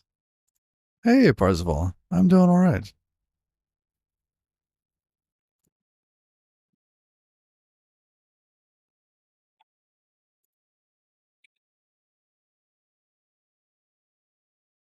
Okay, for a highlight, let's go with,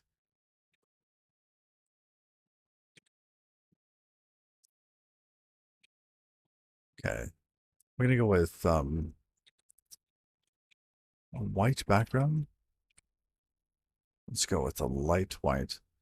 CBE 3E7.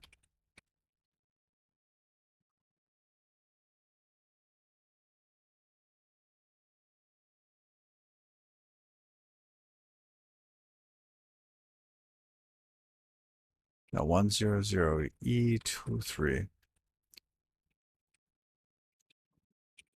Okay,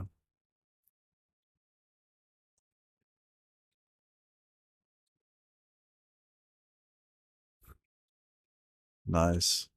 Okay,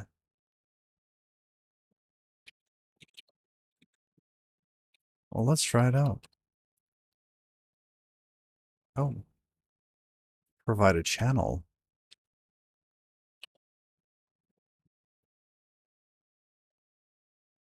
Did I name this incorrect? Should it be,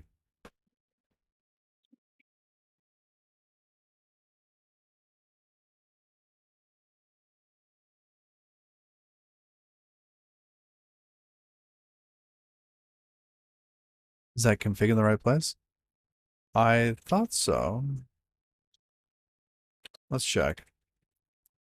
Let's see. Path. Support. Here's just more music and read. Oh, read chat too. Uh-oh.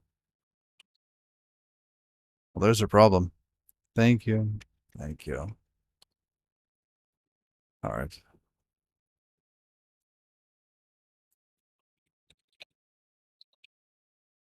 Gonna move it. There's no chance that read chat's gonna find that useful.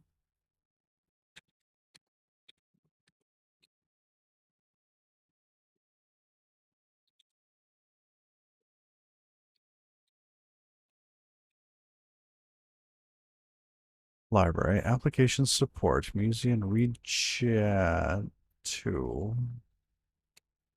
Wait, we moved that though. To read chat to. Here. Application, museum. Read chat to. Oh, YAML and TOML. Thank you.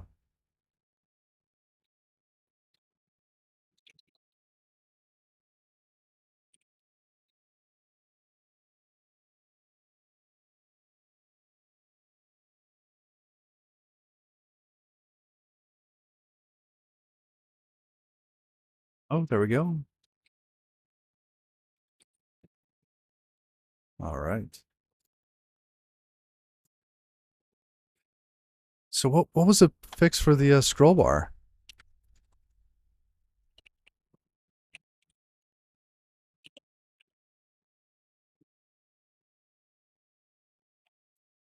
Oh, look at that.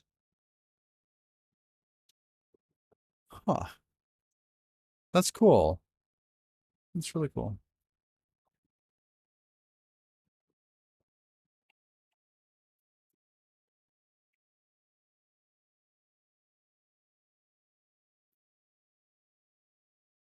Very nice. Oh, you just enabled the scroll bar. Oh, cool. Right here, can we get it?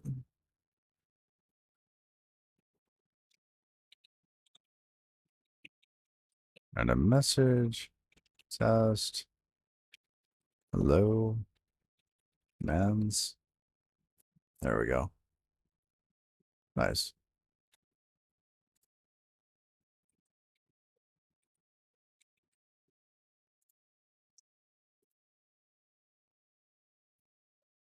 Alt B Alt F for time savers in terminal.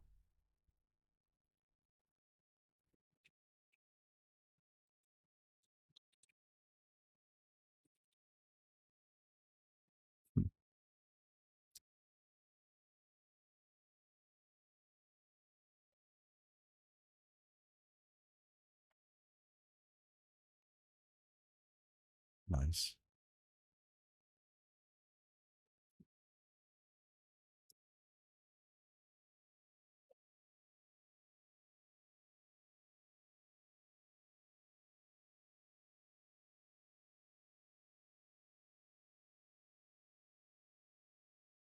Well, that works out really well. Thank you.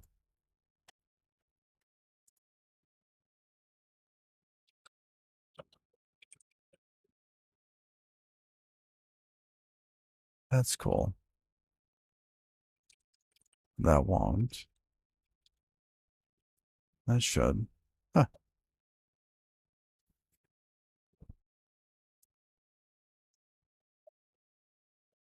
Very, very cool. Um, I'm looking forward to that. I will have to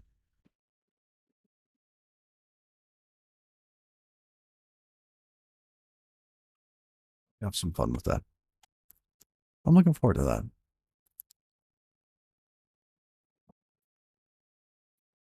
Very, very nice changes.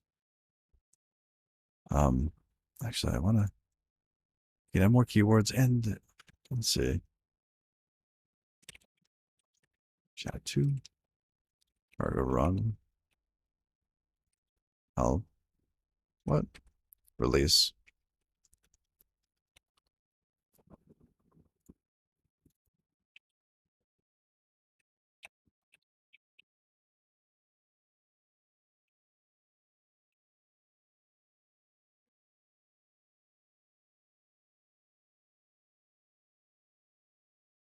So we'd have things like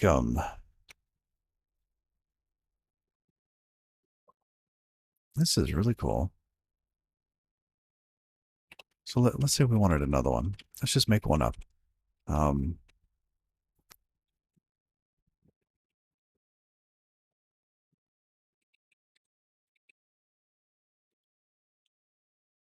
so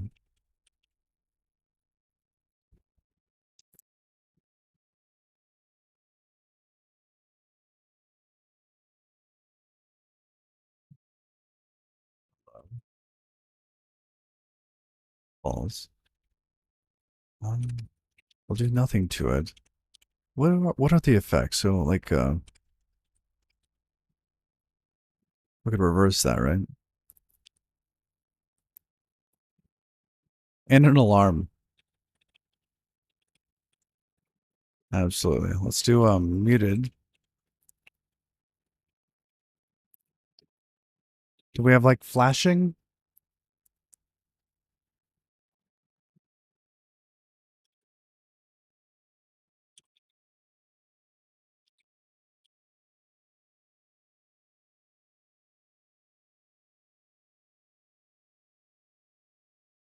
All right, let's take a peek. Oh, interesting. I wonder if those are going to get picked up now. Okay, that's fine. I know I okay. Oh, no way. Really?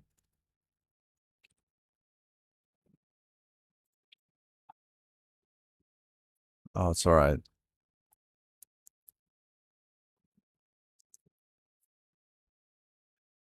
That's okay.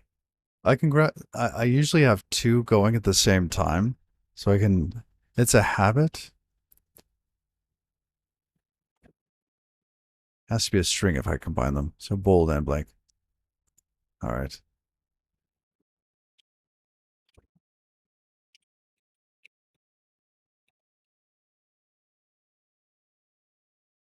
All right, look, we're going to try this.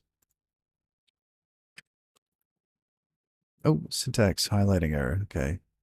Invalid syntax 107.67. Oh, interesting. We could just let's turn it like blue or something.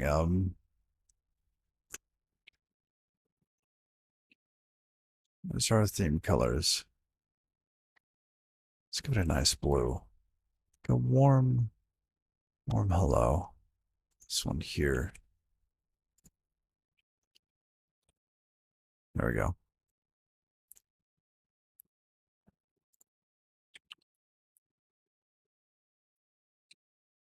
All right.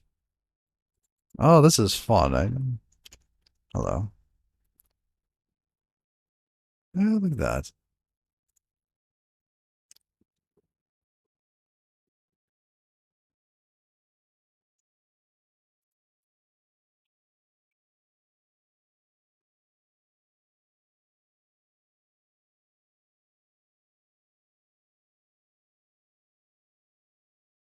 I might not have blink enabled. What do I muted? Oh, wow, that's red.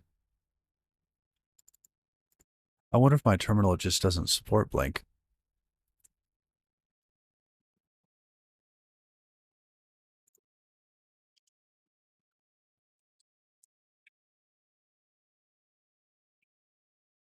Okay, and what about uppercase?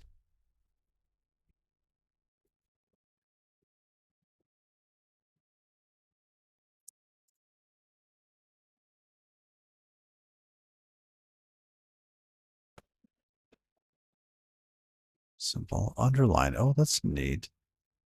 Italic. All right. Let me do that and probably white or like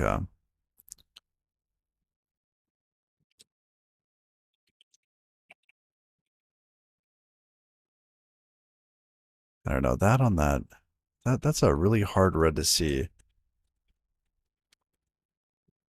That's gonna be gross. Dude,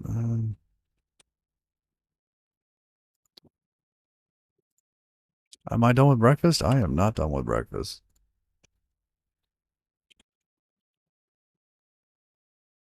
Oh, hey, that's you're muted. Okay, you are muted.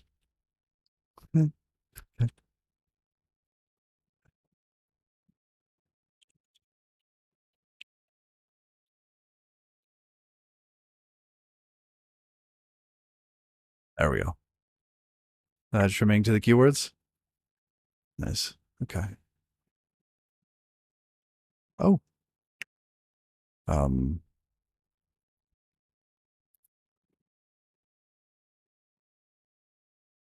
that actually broke it.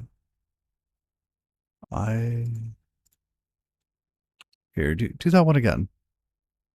Original ribbon.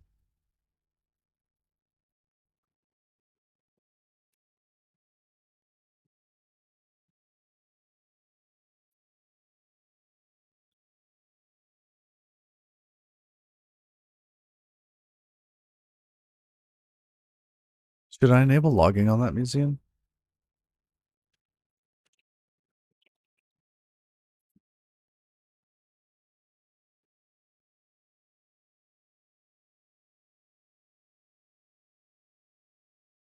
As panic logging?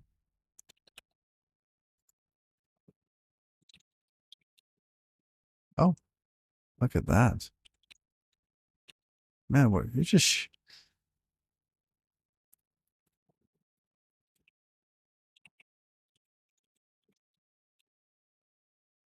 byte index 50 is not a character boundary. is inside dot dot dot. Oh, interesting.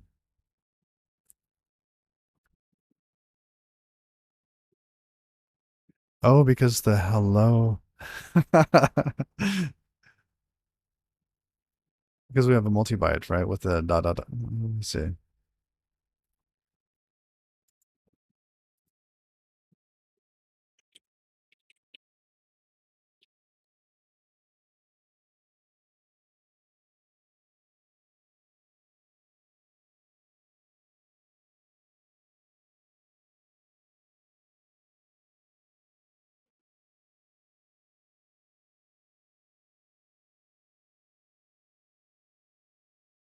Hmm. Yeah.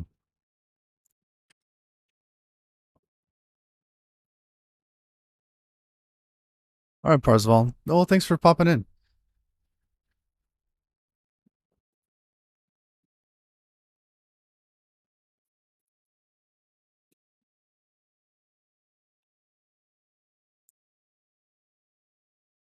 Unicode link to fix that. Yeah.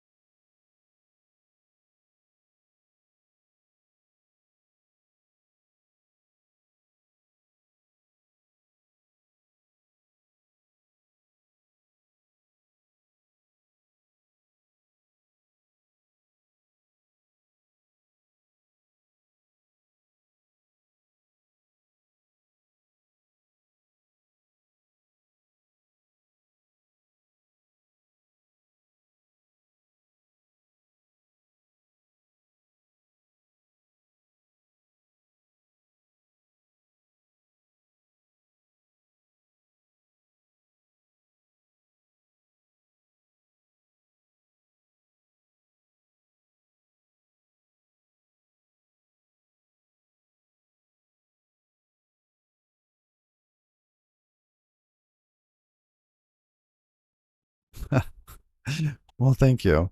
Um, I got to get into some work stuff. So we got to get a raid going. So using this other fantastic tool, WhatStream, I'm going to browse. Ah, Child's TV.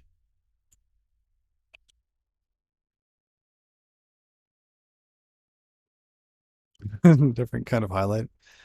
So that'll be all right.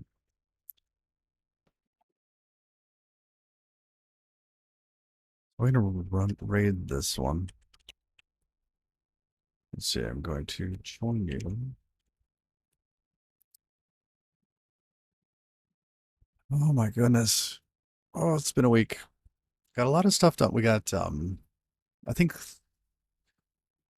let's see, logout is kind of so-so. I don't think we really tested logout.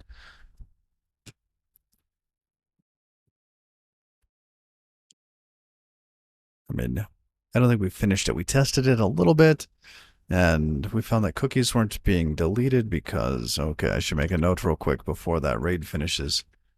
Um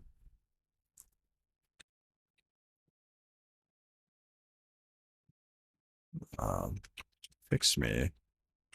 Deleted cookies do not have the correct path. There we go.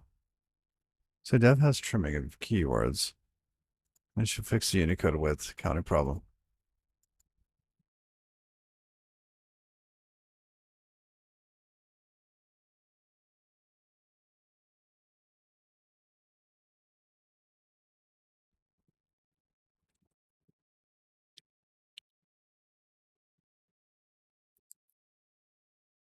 All right. Well, the raid's going to launch soon. We should do this. So until next time, y'all. Bye bye.